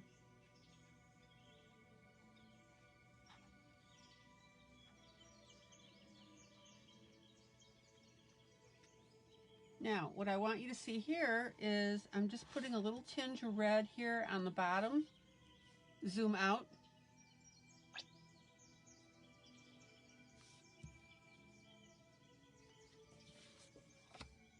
zoom out,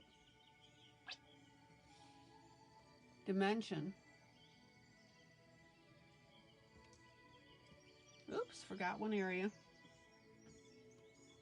I love my chalks. As Lila said, it broke my heart when I dropped them. It really did. But I got them all back. I did.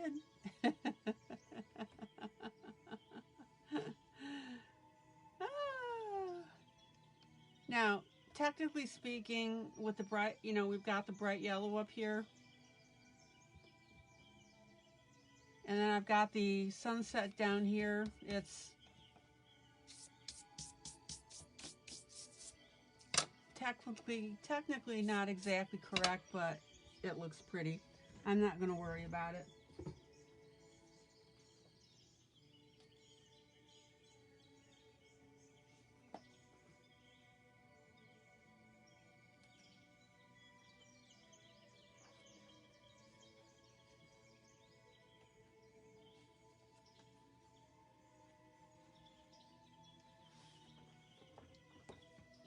Zoom out.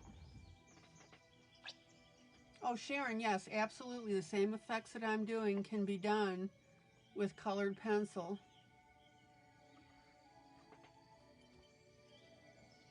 Yeah, make sure those eye shadow applicators are the spongy type because they grip really well. That's the idea with them. Okay, I want you guys to look at this. Zoom out. So this is my Kirby Roseannes.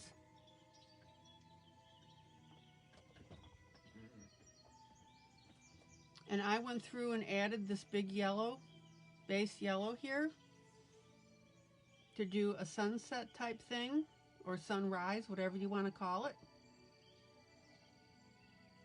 And then I went through and I added the darker oranges, orangey reds.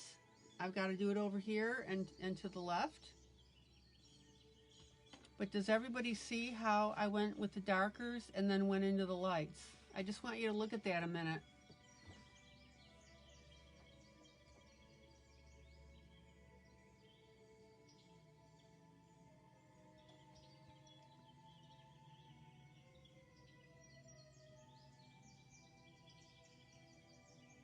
And in fact, I may not even add any of the orange over here because my ball of sunset or sunrise is here.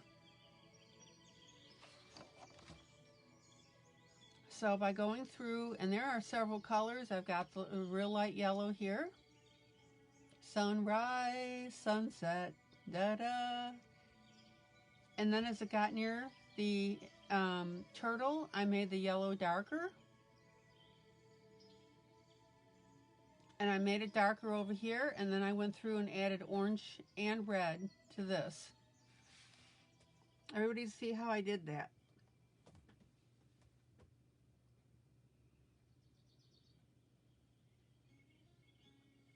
And if you're ever wondering about an effect like this, oh, and then Kirby had drawn some clouds over here, and I drew more out this way. So I added this extension.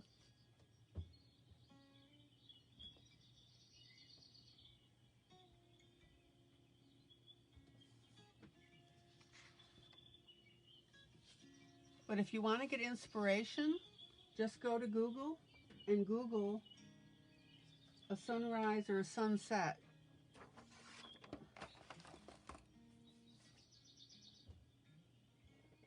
Okay.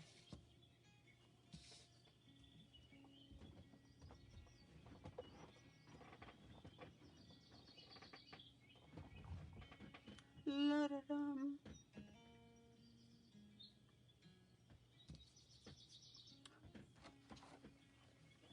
Now, you were asking about using pencil with this.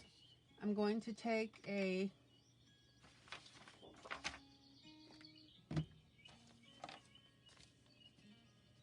decent red. That one is not it.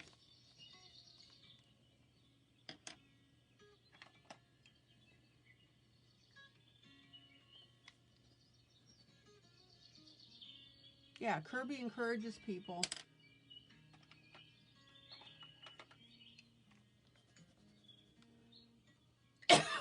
Excuse me.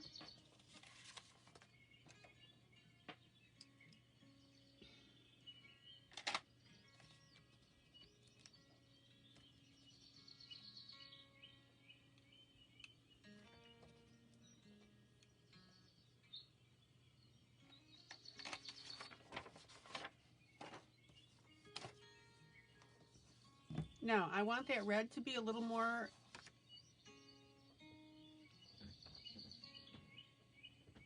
have more intensity. So now I'm going to take my pencil over the chalks.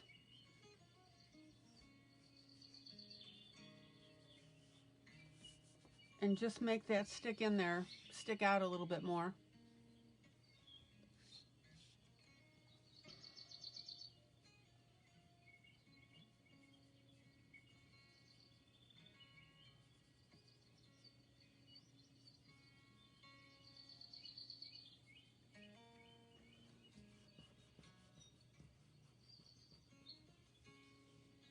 Zoom in.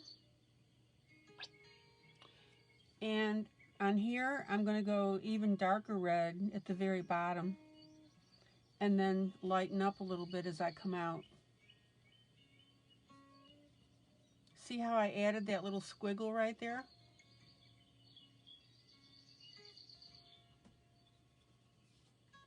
And then you blend that with your finger, or you can blend it with a blending pencil.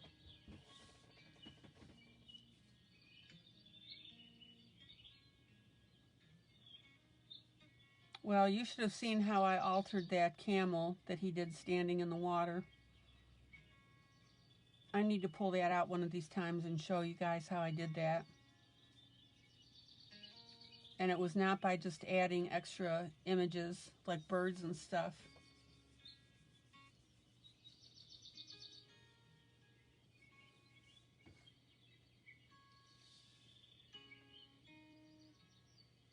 Okay.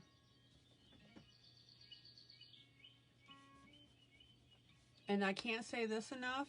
If you are stuck with how a neat sunset looks, go to Google. Google the word. Oop, that's a little sharp. And look at pictures.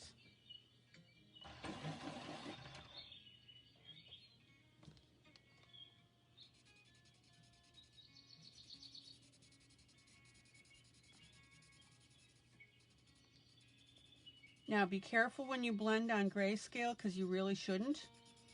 So I'm just doing just a little bit because I don't want to lose the intensity of my color by putting white over it. Zoom out. Zoom out. All right, see how we're getting there?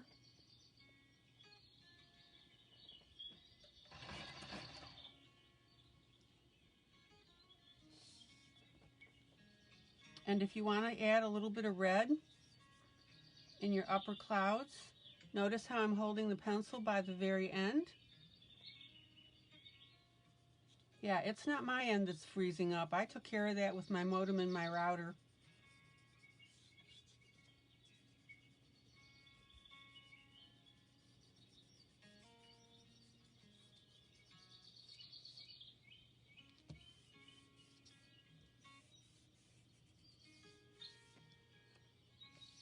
All right, see how we're getting this to all come together?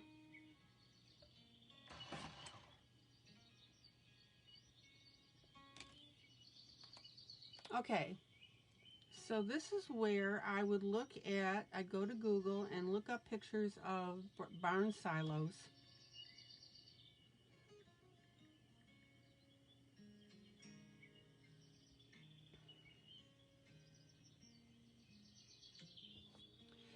And I guarantee you guys, You are not cheating by looking up pictures. How do you think artists are inspired? They look at things. They look at pictures.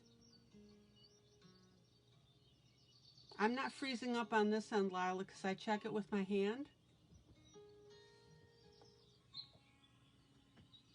Okay, so let's take a look at some of these pictures.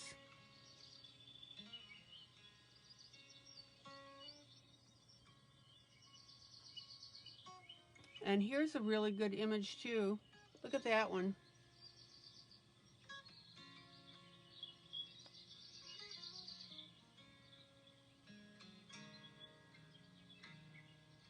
And you see how it's got that worn look on that picture?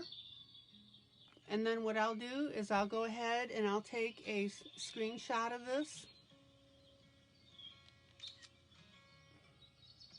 And I'll save that for reference.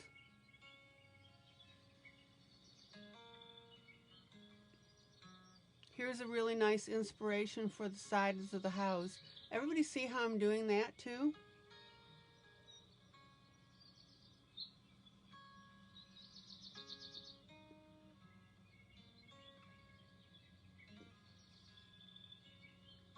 There's a really nice inspiration right there. We have silos that could be silver. We have silos that could be brown.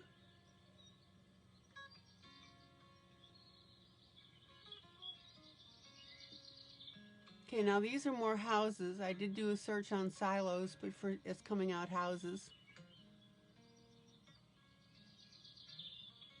Gee, Maddie, I couldn't tell that you were a country fan.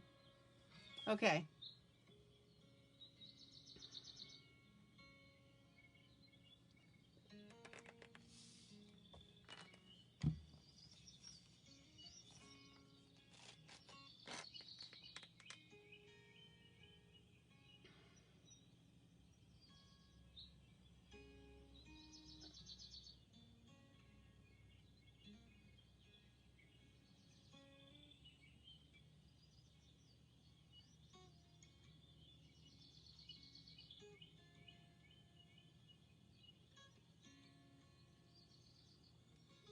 Okay, so now I have this image on my phone in my photos for reference. And if I were going to play with this silo now, this is where you need to decide. Do you want a red silo? Do you want a brown silo? You know, what color do you want to do it in?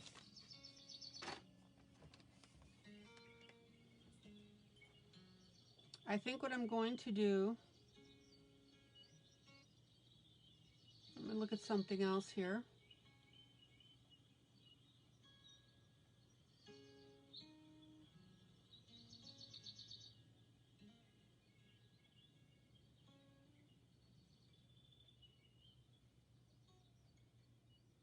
I think what I'm going to do, oh, you got this book for yourself, Ronnie, in hopes of coloring, in hopes, or after coloring a few to frame and put on the living room walls. What a neat idea. Okay, Ronnie says in Indiana they've got blue ones, blue metal.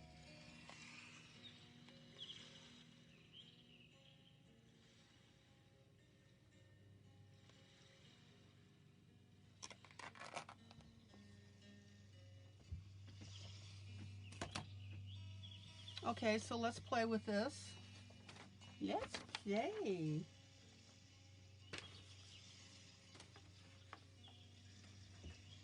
Da, da, da, dum.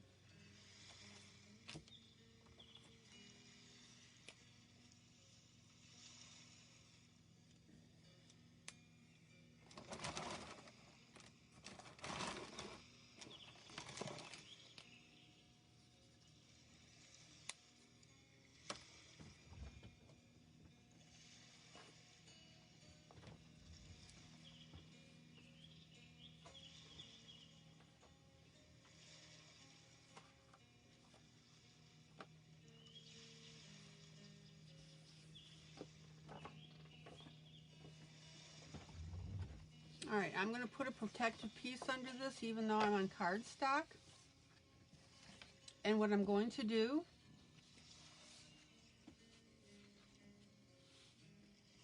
is I'm going to use a light blue as a base color.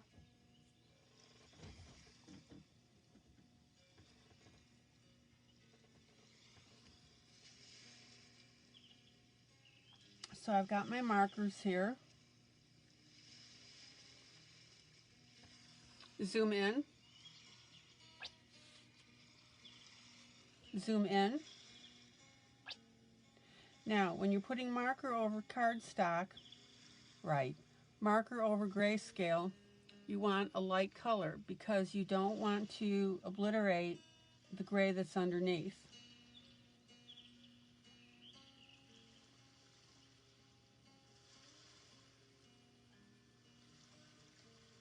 And I'm not too worried about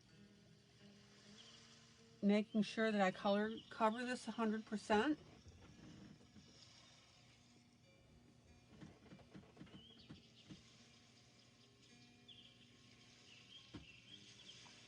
But by using the lighter marker, and I'm barely touching the page, by the way.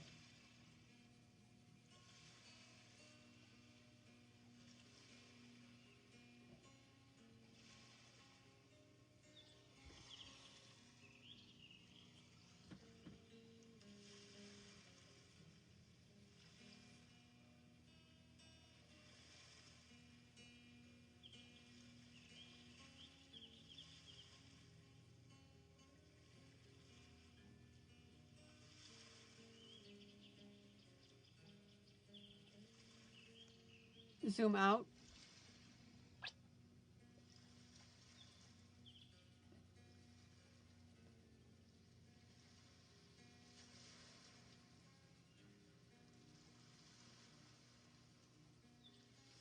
Now, one thing about this silo, and I'm kind of surprised that nobody mentioned it, zoom out. If you're assuming that your light source is over here, it's really weird that the left-hand side of this silo is darker.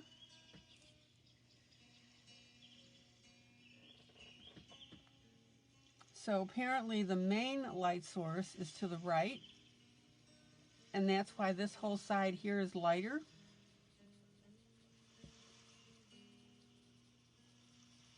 I'm not even going to worry about trying to fix that. I'm just going to go with the flow.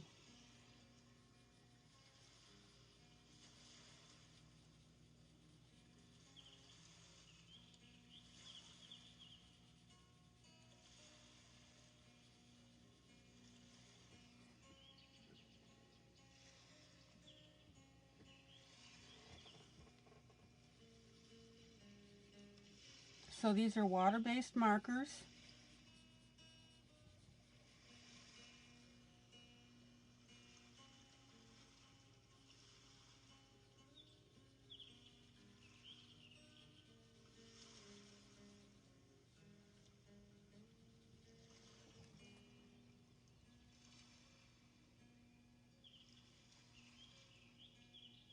Well, the thing that's kind of weird about this, Ronnie, is I think that this is a photograph.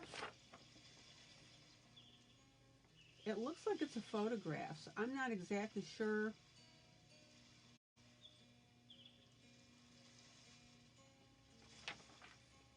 It's just an anomaly with this, but that's okay. Okay, so we've got some kind of bin right here, so I'm going to go ahead and go around that. Zoom in. Zoom in.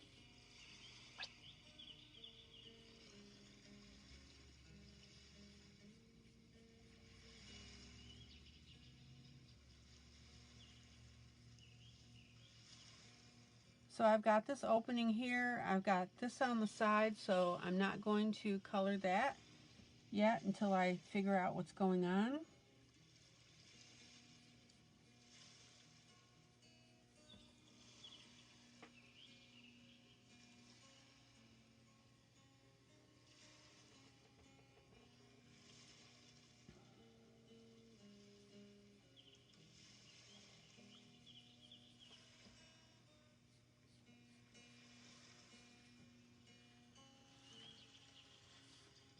zoom out.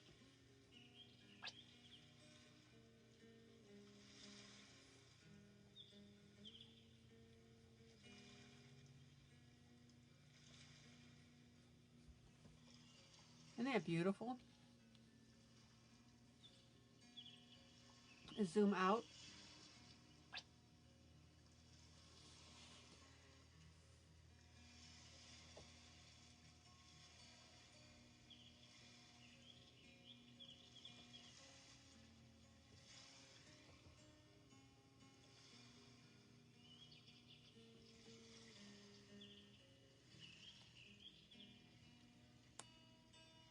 And I'm going to put a very, very light blue. Hi, Katie.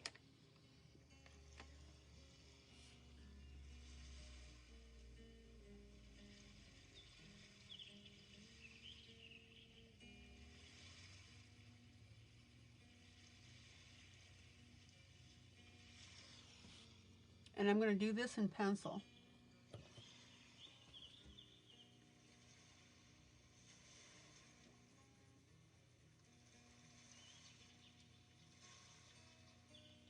And then anywhere that I have my little gap with my marker, which is why I wasn't worrying about it when they appeared when I was coloring with the marker, is I'm just going ahead and using the light blue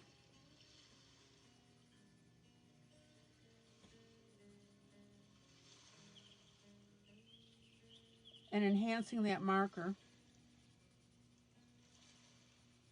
And you guys ought to know by now is when I lay down an initial color, I am far from, not far, but it's not the finished piece or the finished image or look that I want. I'll get there.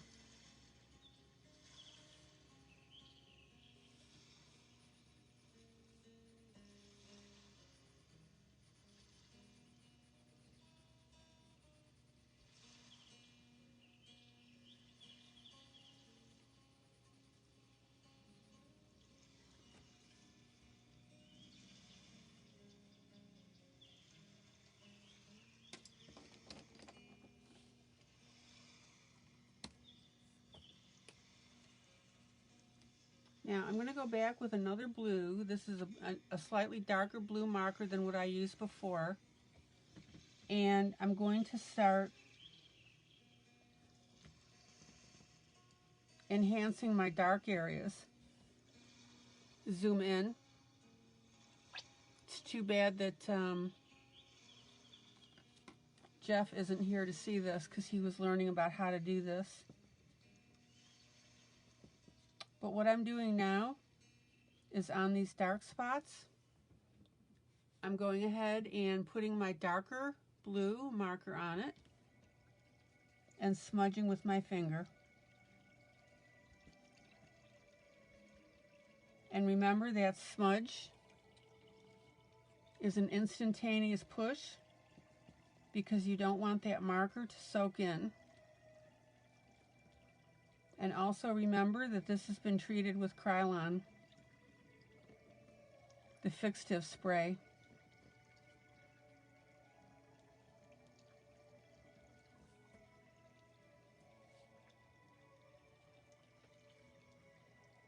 Now, I want you to watch something here that I'm going to do. I'm going to take this marker and I'm going to pull down a pattern on the side. Now, the artist didn't do this originally. See how I've added this in here?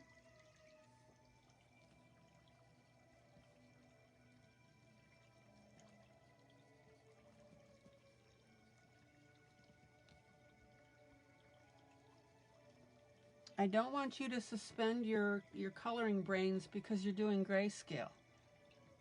I'm tweaking this stuff all the time.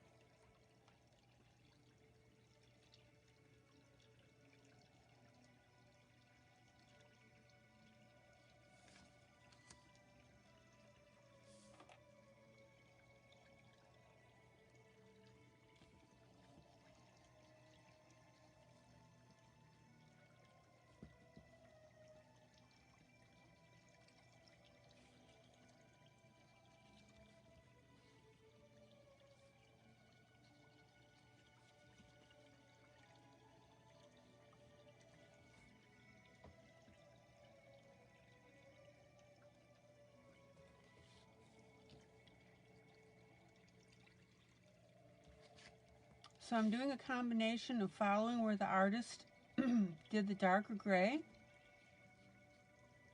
and then adding my own interpretation to this.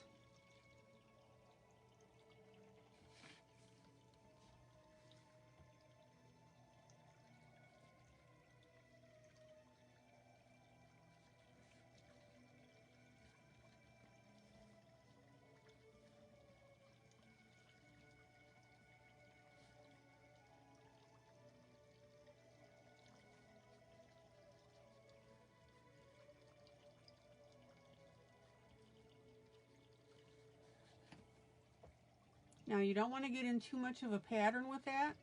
Zoom out. And I did a combination of what the artist, like I said, of what the artist put there and what I'm adding.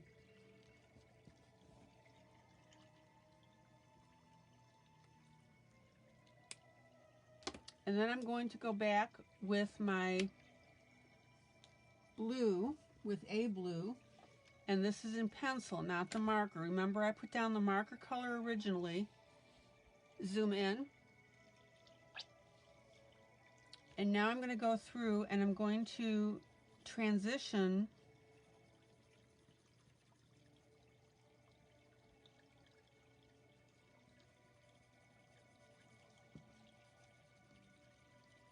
that weathered look to the remainder of the silo. So in other words, I don't want an abrupt change between the darker part, which is the weathered,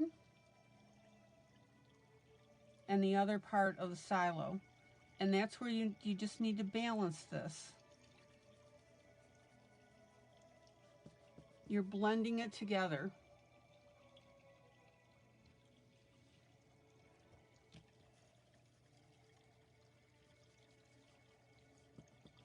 All right, zoom out, zoom out.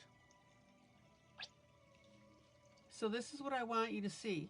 See how stark this looks with these dark lines? But see how much more blended in and cohesive this looks near the top?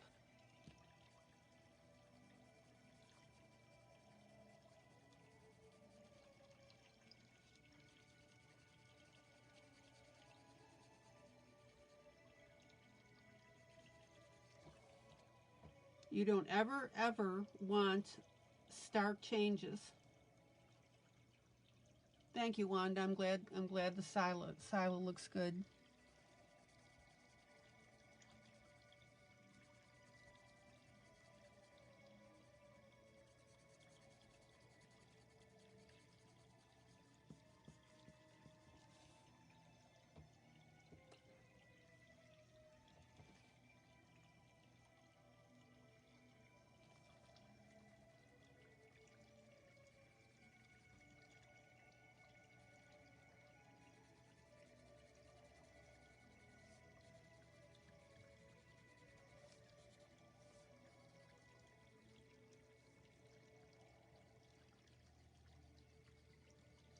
Now, I'm also going to make sure that my edges are darker.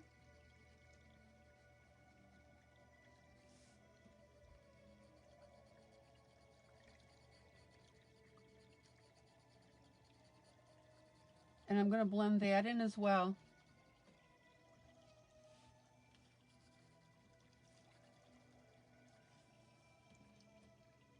So as you can see from the top here and then to the bottom here, you don't want that stark look.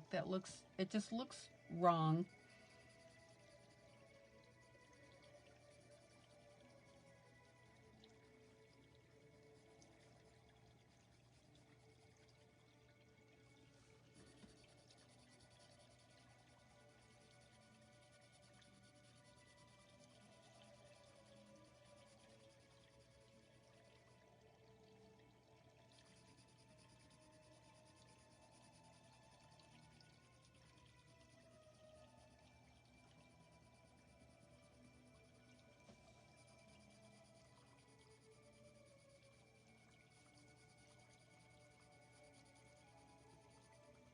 Now, I'm not going to worry about blending any or using a blender pencil on this because I want that rough look. So even if I have that popcorny look from my pencil, totally not worried about it.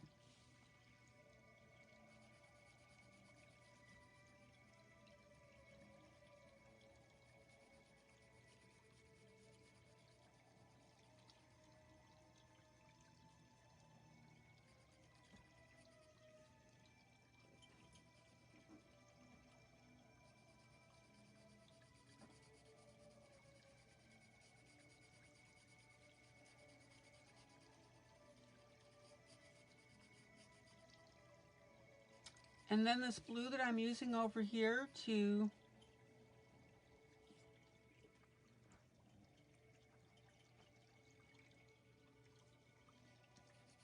make this smooth, good night Ronnie, I'm going to go ahead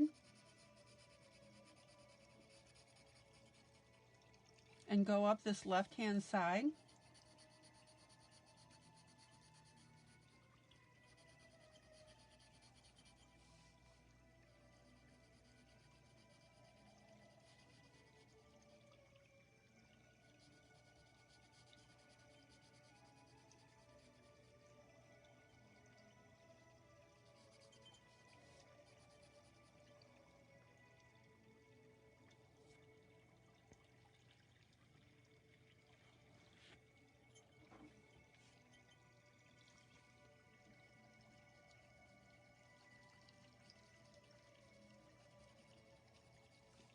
Okay.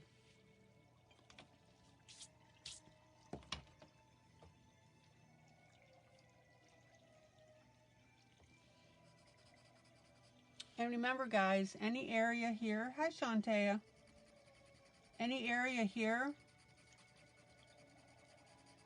that you see that needs to be adjusted a little bit, just go ahead and adjust that.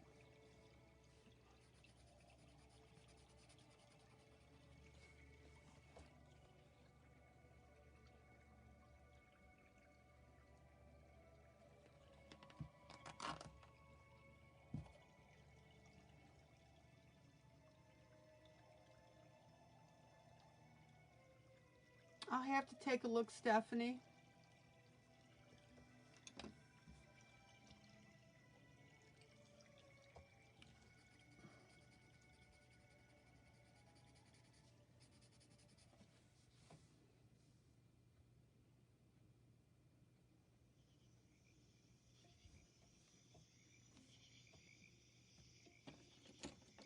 Okay. Well, wait, there's more.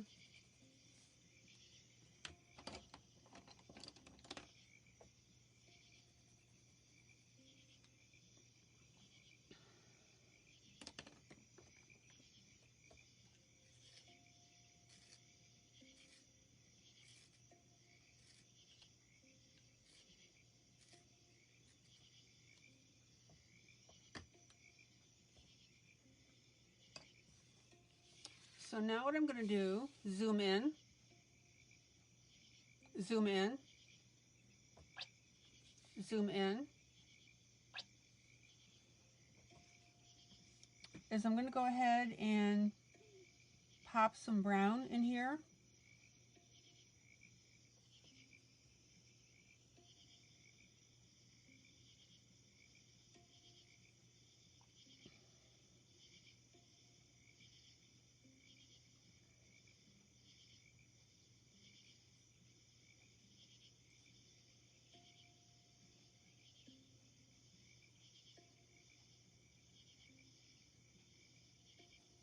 And I'm going to do a combination of horizontal lines and vertical lines.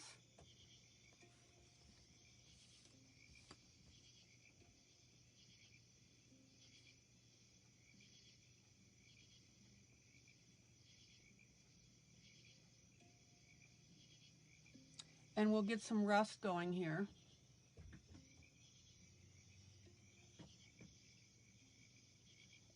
Now, we can go one of two ways with this. If you want to follow that blue with your rust, you can do that.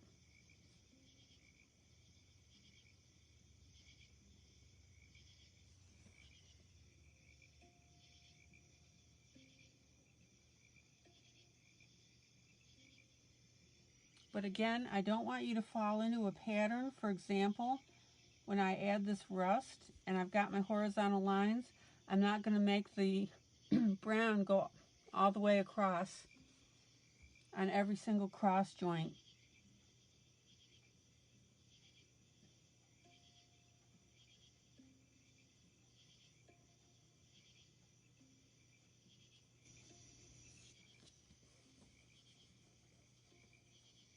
And then I'm really going to make sure I blend that in, because you want that to be, you don't want it sticking out.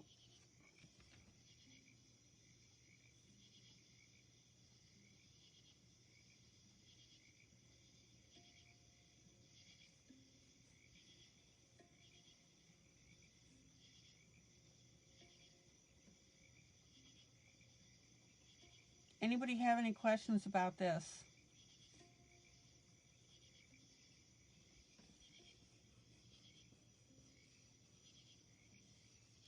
Zoom out. Zoom out.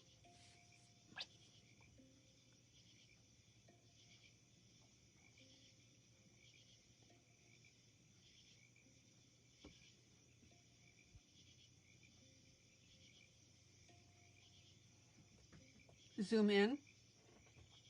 Zoom in.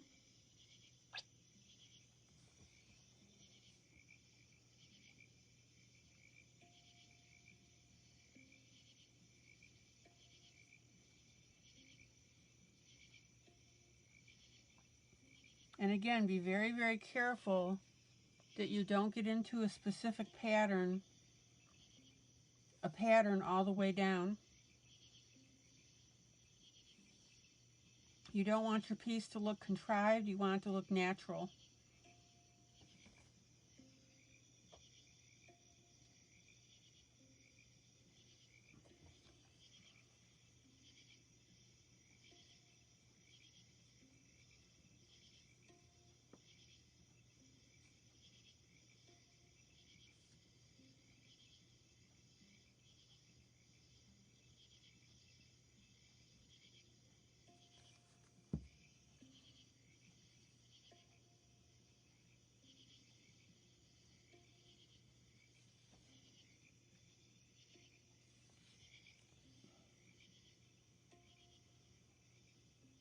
Now in this case, I'm making an artistic decision that those bands are going to be rusted.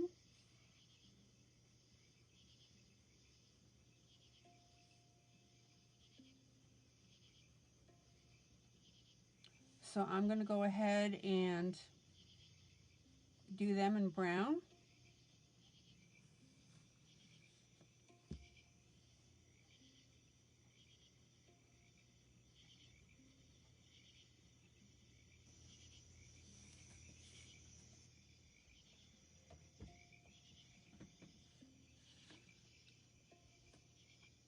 I'll move my camera just a little bit, excuse me.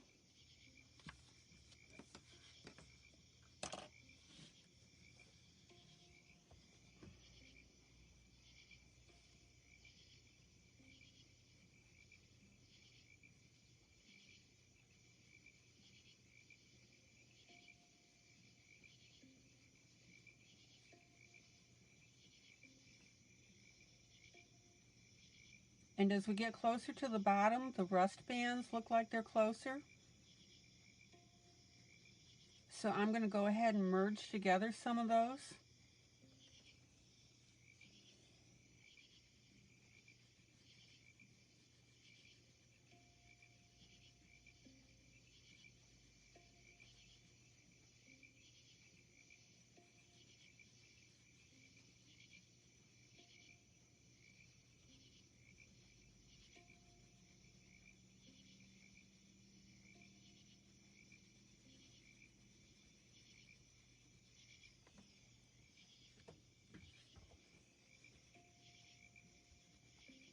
And the thought process behind this is, over the years, the rust has accumulated more at the bottom because where the moisture is.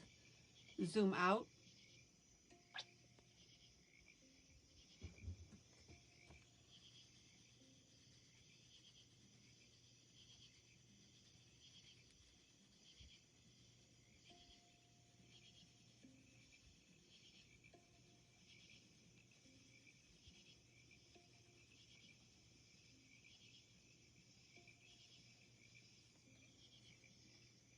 zoom out, and then I'm going to go back with this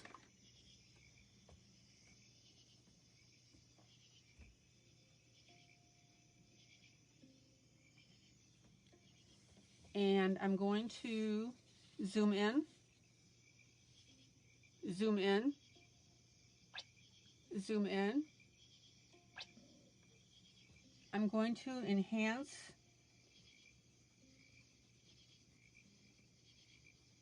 the brown with gray.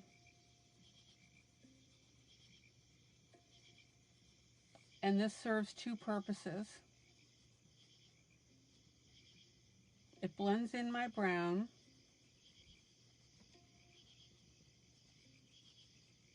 and it also gives a more realistic rust color.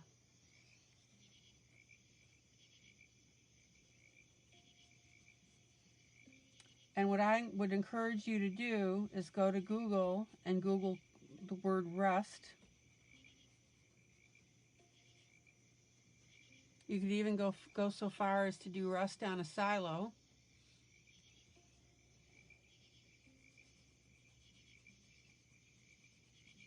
And you'll see what my thought process is here.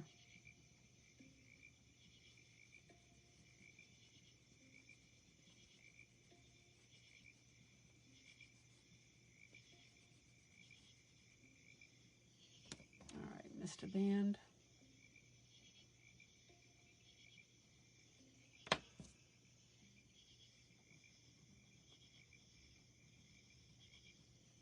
Zoom out. Now look at the difference between the top where I added the gray and the bottom where I don't have my gray yet. Zoom out.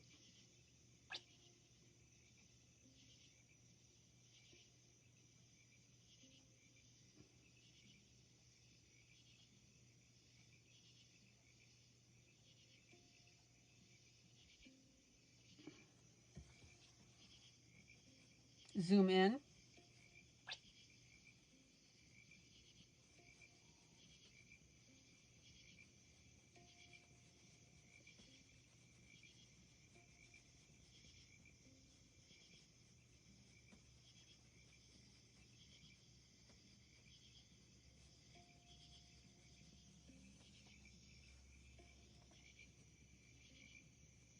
And also by putting that gray over the blue, that's giving it a really neat color.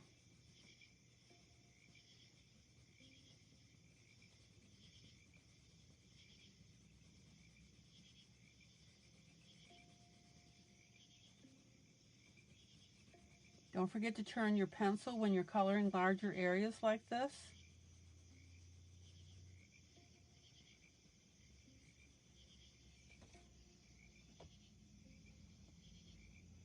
And I'm letting this brown at the bottom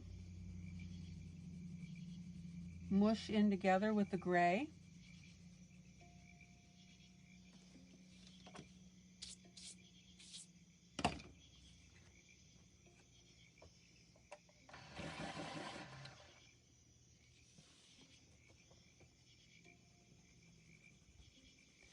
And I'm also going to go ahead and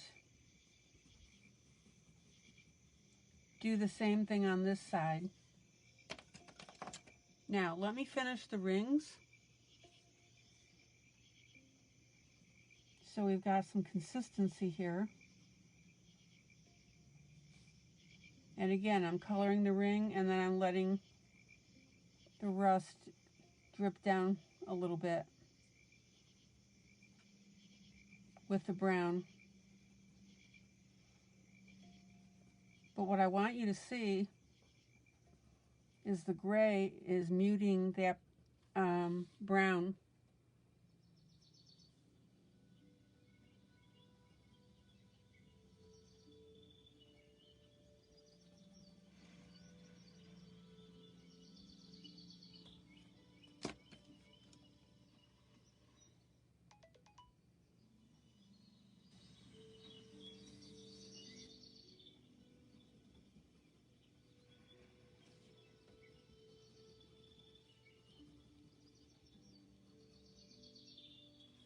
And I'm even going so far as to taking my gray on this left side, but you got to be careful because it's in the dark, so you don't want to lose your different shades. Zoom out.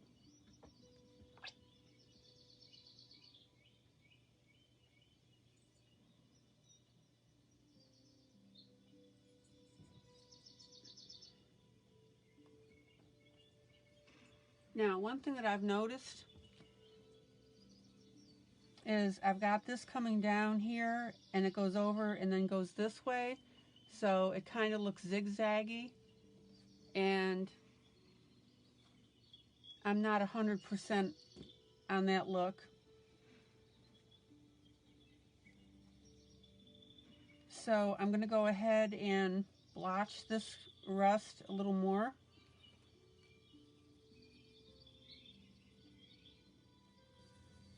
And by that I mean I'm going to make a bigger area out of it with my brown, and then go back over it with my gray.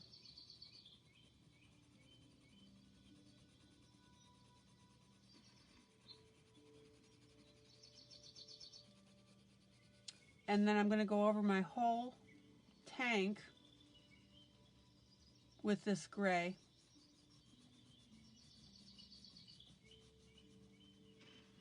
But don't get stupid with it. You just want to go give it enough of a shade here. If you color over it too much with the gray, you're just going to mush your colors.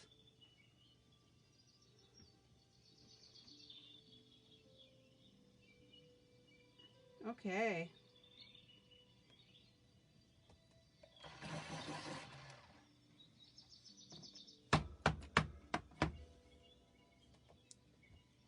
And again, it doesn't bother me one way or the other whether you like the colors that I've chosen.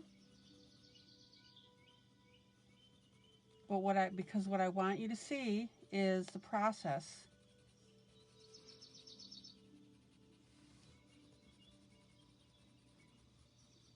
So I used a light blue,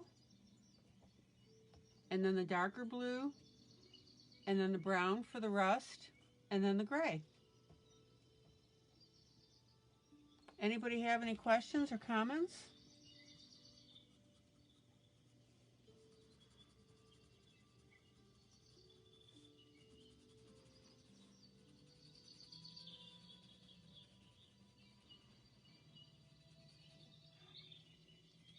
Okay.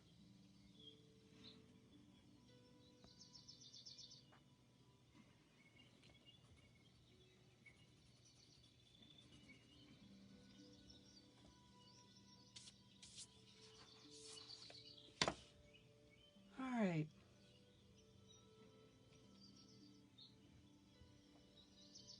Thank you, Lila.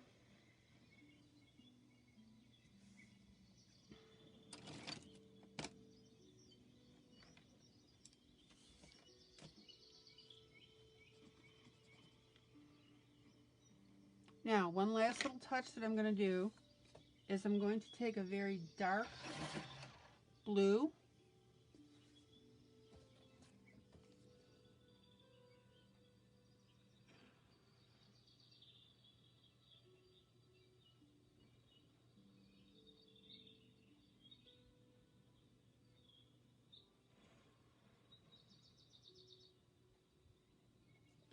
and I'm going to go to the outer edge of this silo .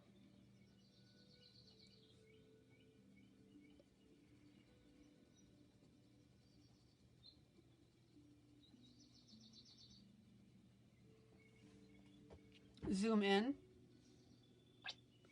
and what I want you to see here is I want to create that dark edge, and that's going to give us our dimension against the sky.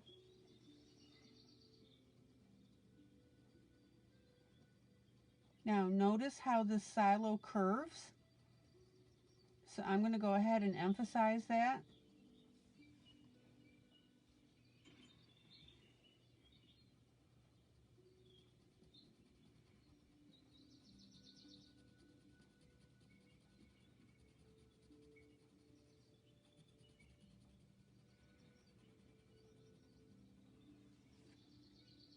And then underneath these bands, zoom in. I don't know if you can see this. Zoom in. Zoom in. So underneath these bands, I'm going to take my darker blue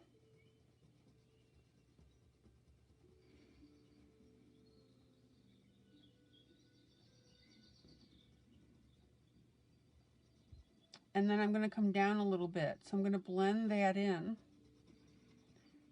So I've got a very dark blue right next to the band. And then I ease up on that color as I come out. And what's going to happen is that's going to give me a dimensional look on these bands.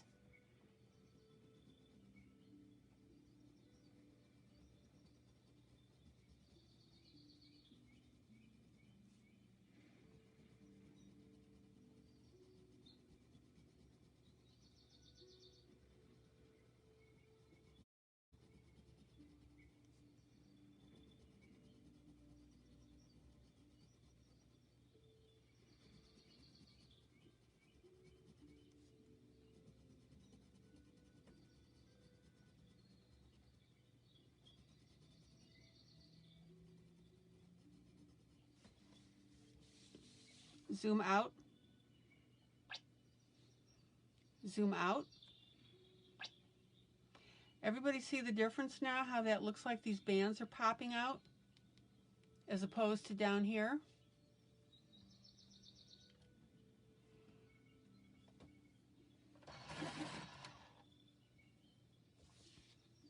These are just little subtleties now that you want to add.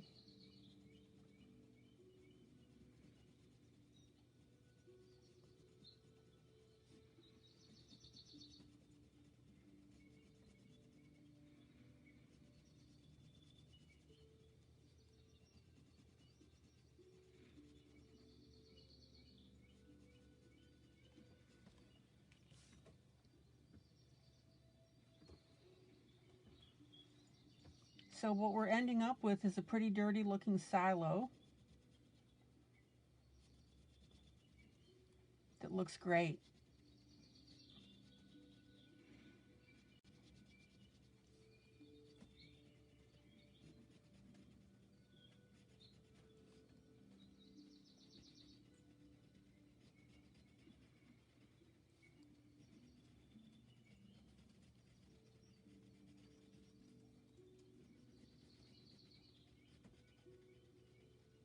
And I'm going to carry this edging all the way down to the bottom. And I really hope you can see how this is making that really dimensional now.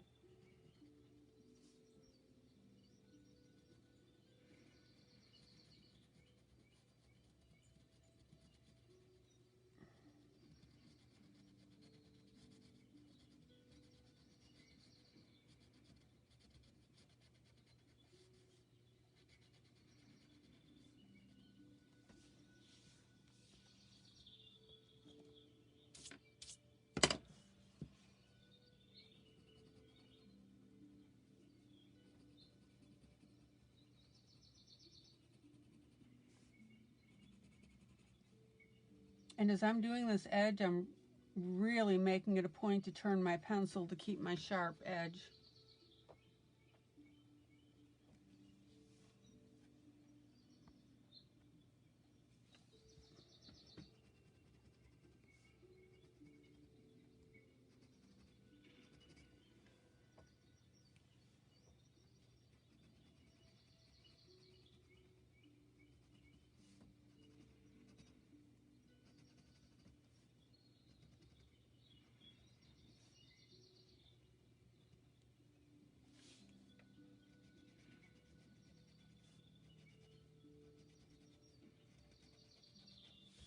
Okay. Zoom out. How's that looking to you guys?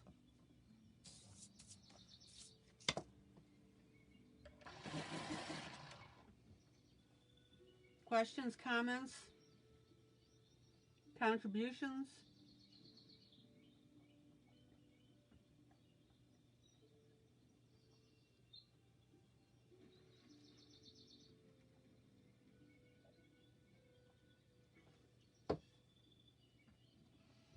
Okay. I just put a blue line on there. Doggone it.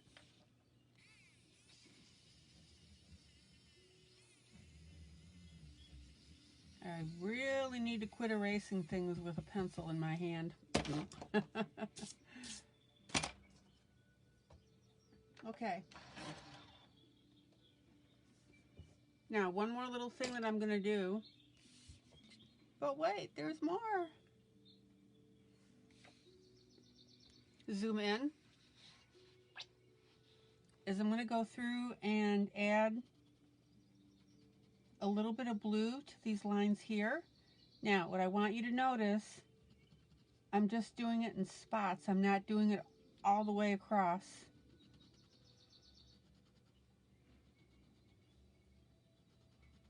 And I'm right on top of that line.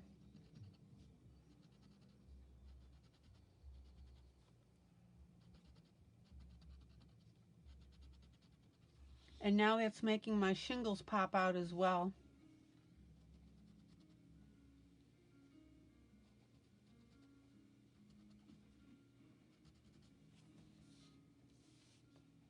How cool is that looking?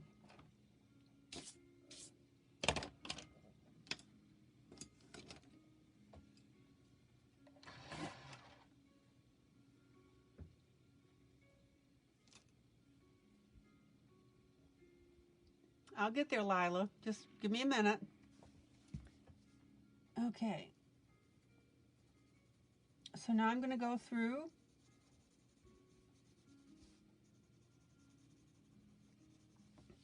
and I'm going to color this pipe segment a very light gray.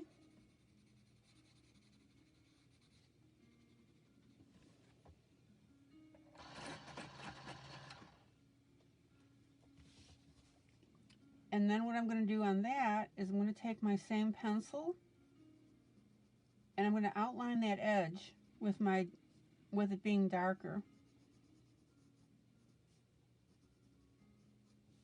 Now, hopefully you can see this. Yeah, you can see this. See these pipe joints here?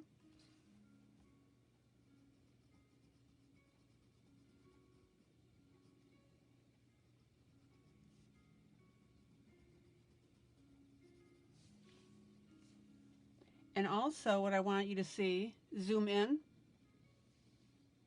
zoom in, zoom in. What I want you to see is I've got gray streaking up the center of the pipe a little bit. So I'm not just edging, I'm bringing in a little bit of gray.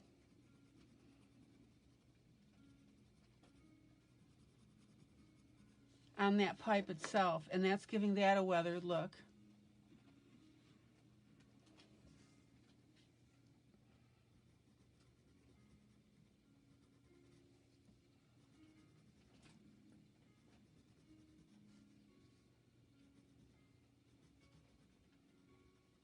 And I'm even going to carry that gray. See how I'm carrying that gray from one side to the other? I'm in an angle. Zoom out.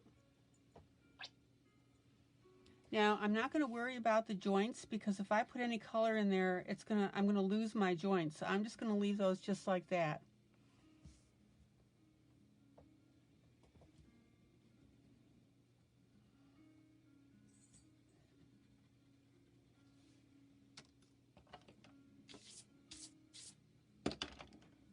And let me clean up just a little bit here. I'm having too much fun with this picture, I'm telling you.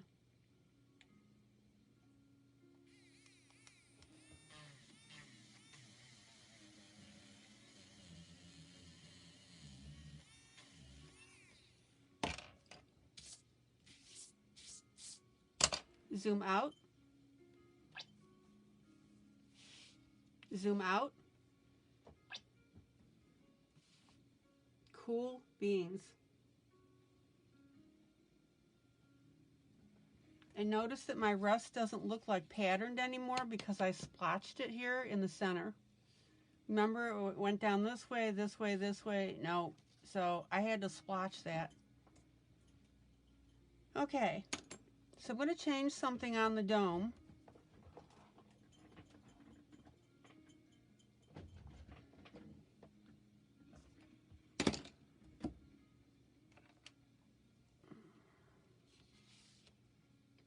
Zoom in, zoom in.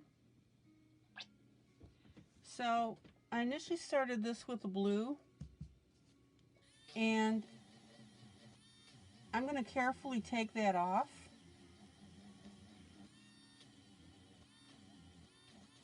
Changed my mind.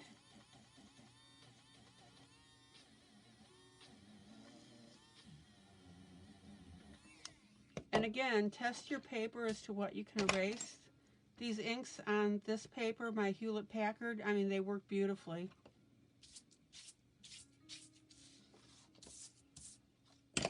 And what I'm going to do with the dome,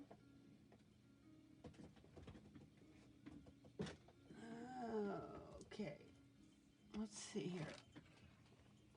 Give me a moment here.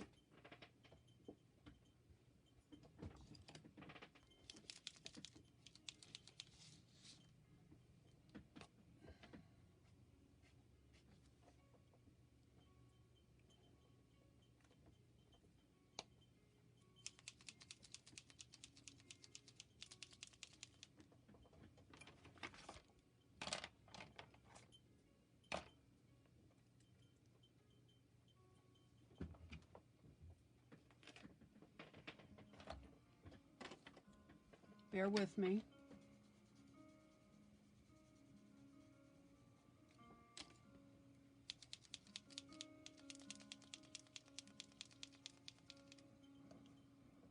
Is I'm going to take my metallic gold and color up the dome.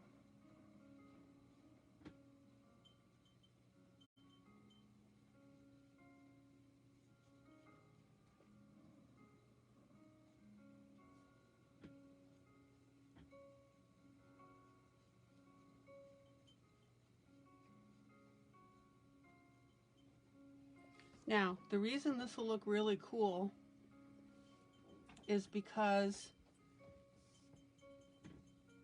we've got the brown rust on the silo itself, and the metallic is going to pick that up.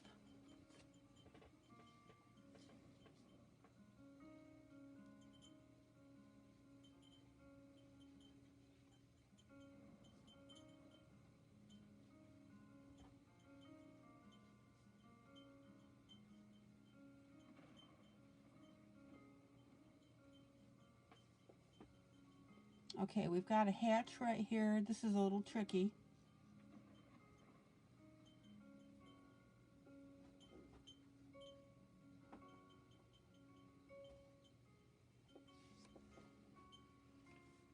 And I'll do the rest of that in pencil work right here.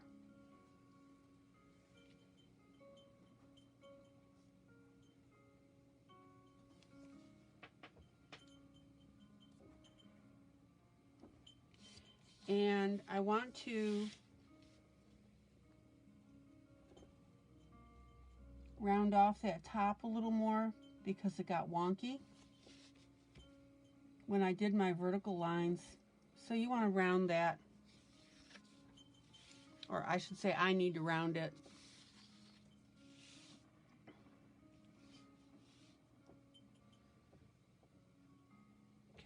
Okay, I want to make sure you're in focus.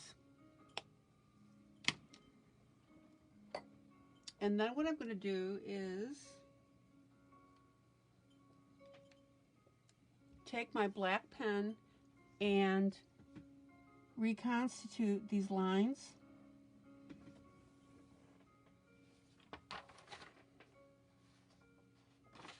I need to look at the original here.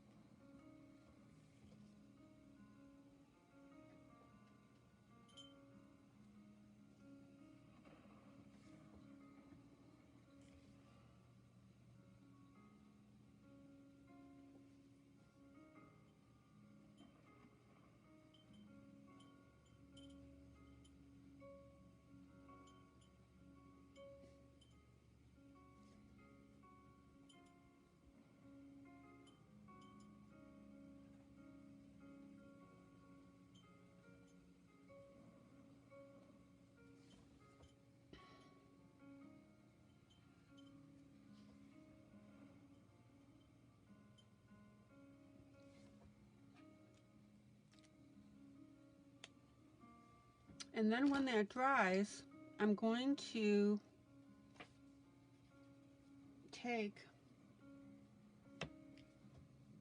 make sure that is like super, super dry, or else I'm going to screw this up.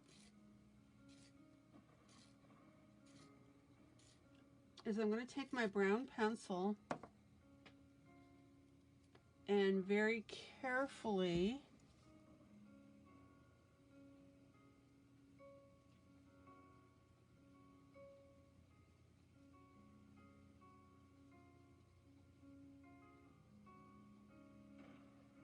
shade on the edges. Let me see if I can pull you in a little to see that. Zoom in. Zoom in.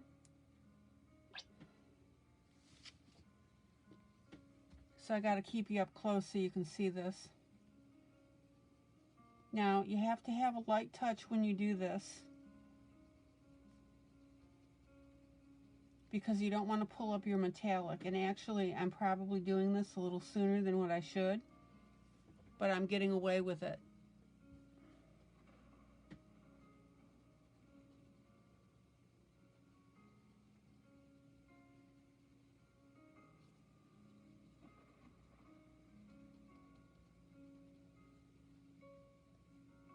And I'm going to let this brown scuff this up a little bit.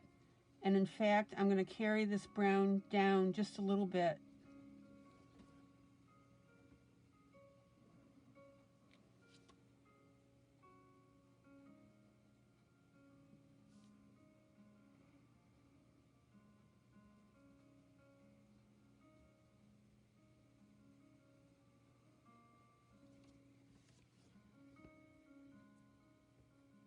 So now we've got the gold, and we have our little scuffy look here.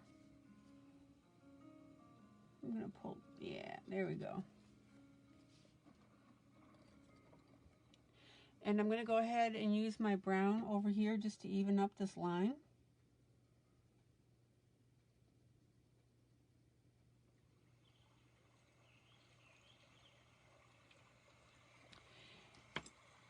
And I think what I'm going to do is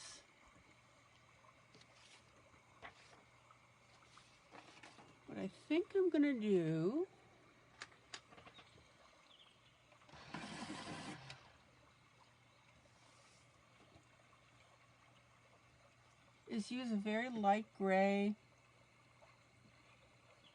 at the top here, just to indicate. I think this is an opening, but I'm not 100% sure. I'm going to leave it like that.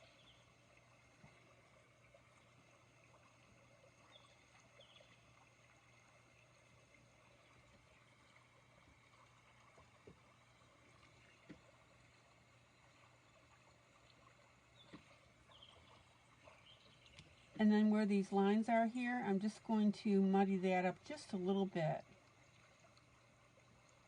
because I don't want those as harsh. And looking at this, I'm also going to grab my micro pen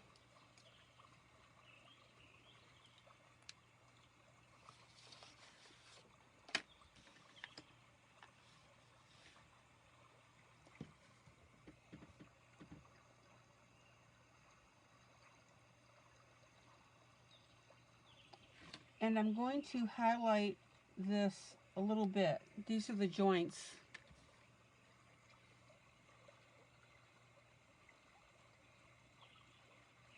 So we'll go ahead and emphasize that. Zoom out. Zoom out.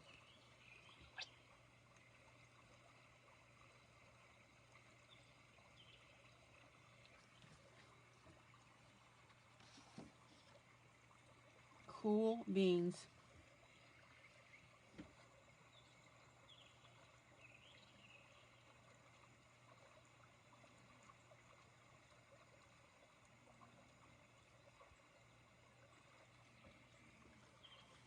So what do you guys think? Zoom out.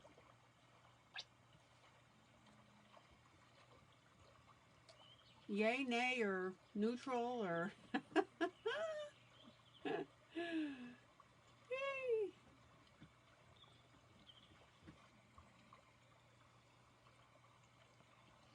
And more importantly, is this something that you think that you could do yourself based on what I've shown you? Zoom out.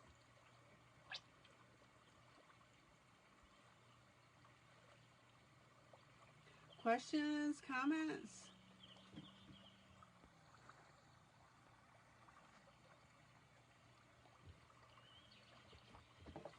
And if you want this to look more smushy, go ahead and do a little bit of a blend. You will not lose your dimension underneath your horizontal lines.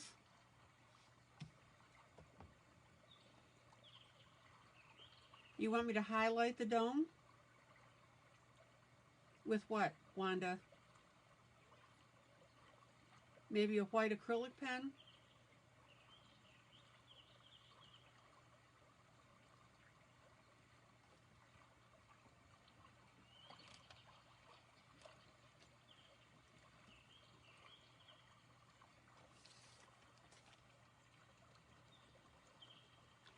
So Lila was suggesting rust on the top.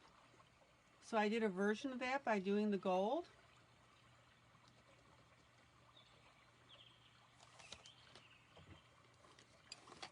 Maybe a pencil.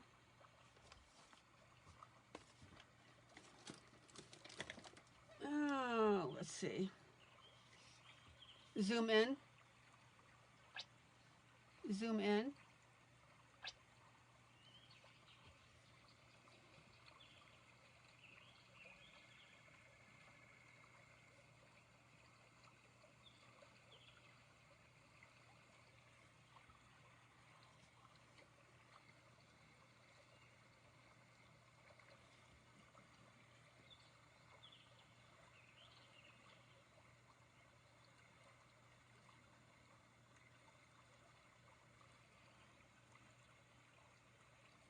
I'll put a little bit of white on that.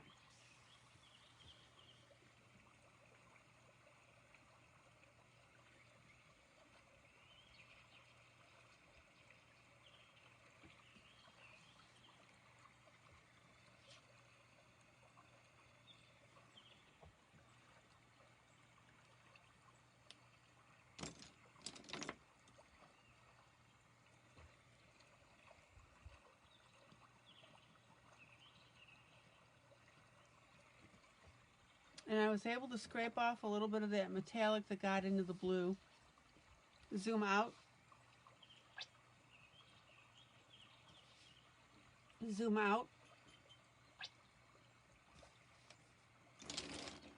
So here's where we are on this whole piece.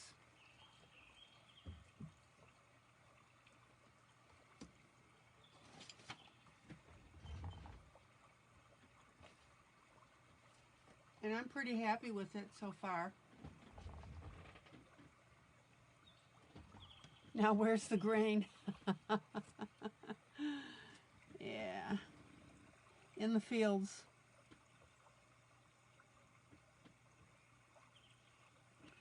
Ooh, I just noticed something. Hang with me for a minute, guys.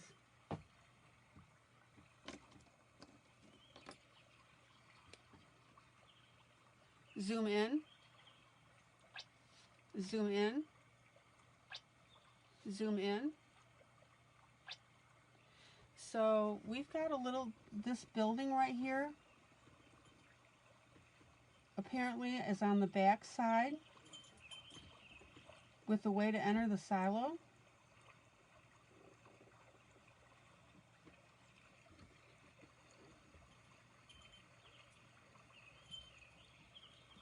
And then I'll put a little roof on that later on. We'll figure out some color for it. Maybe a little touch of red.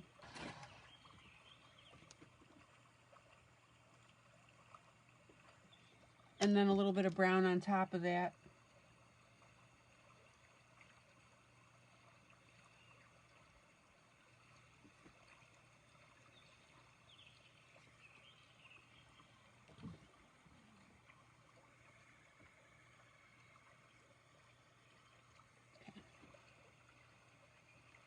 Zoom out.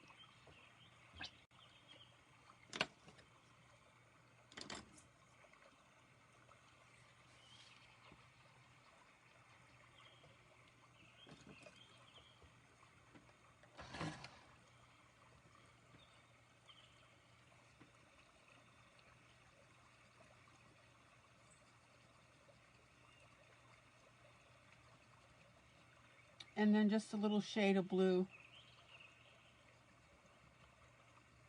So apparently that's the entryway into the silo.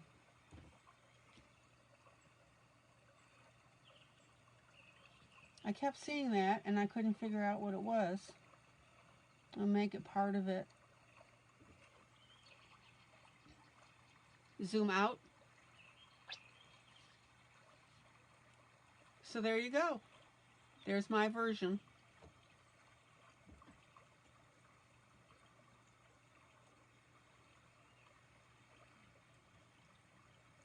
So there's some ideas there for you on how to do this. If you're relatively new to the process of grayscale, you can follow my lead, my steps.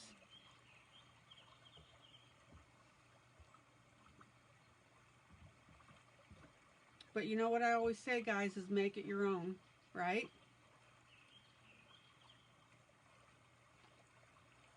Okay, zoom out. Zoom out. So if you guys don't have any questions, I think I'm going to call it an evening. And I think that this is coming together beautifully. The only other thing I want to do real quick, let me do this too while I'm thinking of it.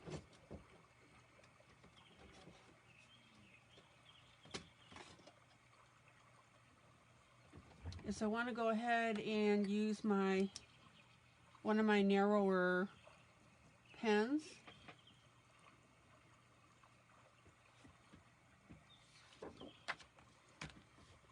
And put that black line back in. Again, my printer cut it off.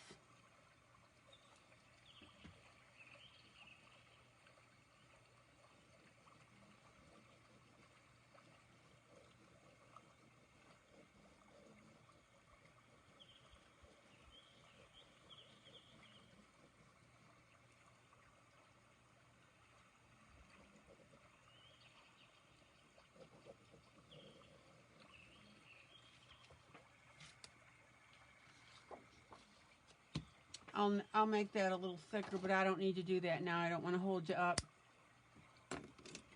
Okay.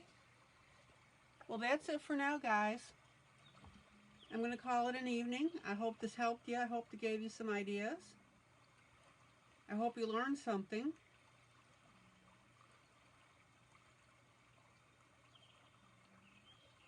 And I'll probably go ahead, oh, not tomorrow. We got business tomorrow. We got business. Don't be afraid of grayscale, guys. You're welcome, Lila. You're welcome, everybody. All right, guys, this is ILene Vick for Teaching Adult Coloring with ILene Vick. Yeah, tomorrow is Jeff Day.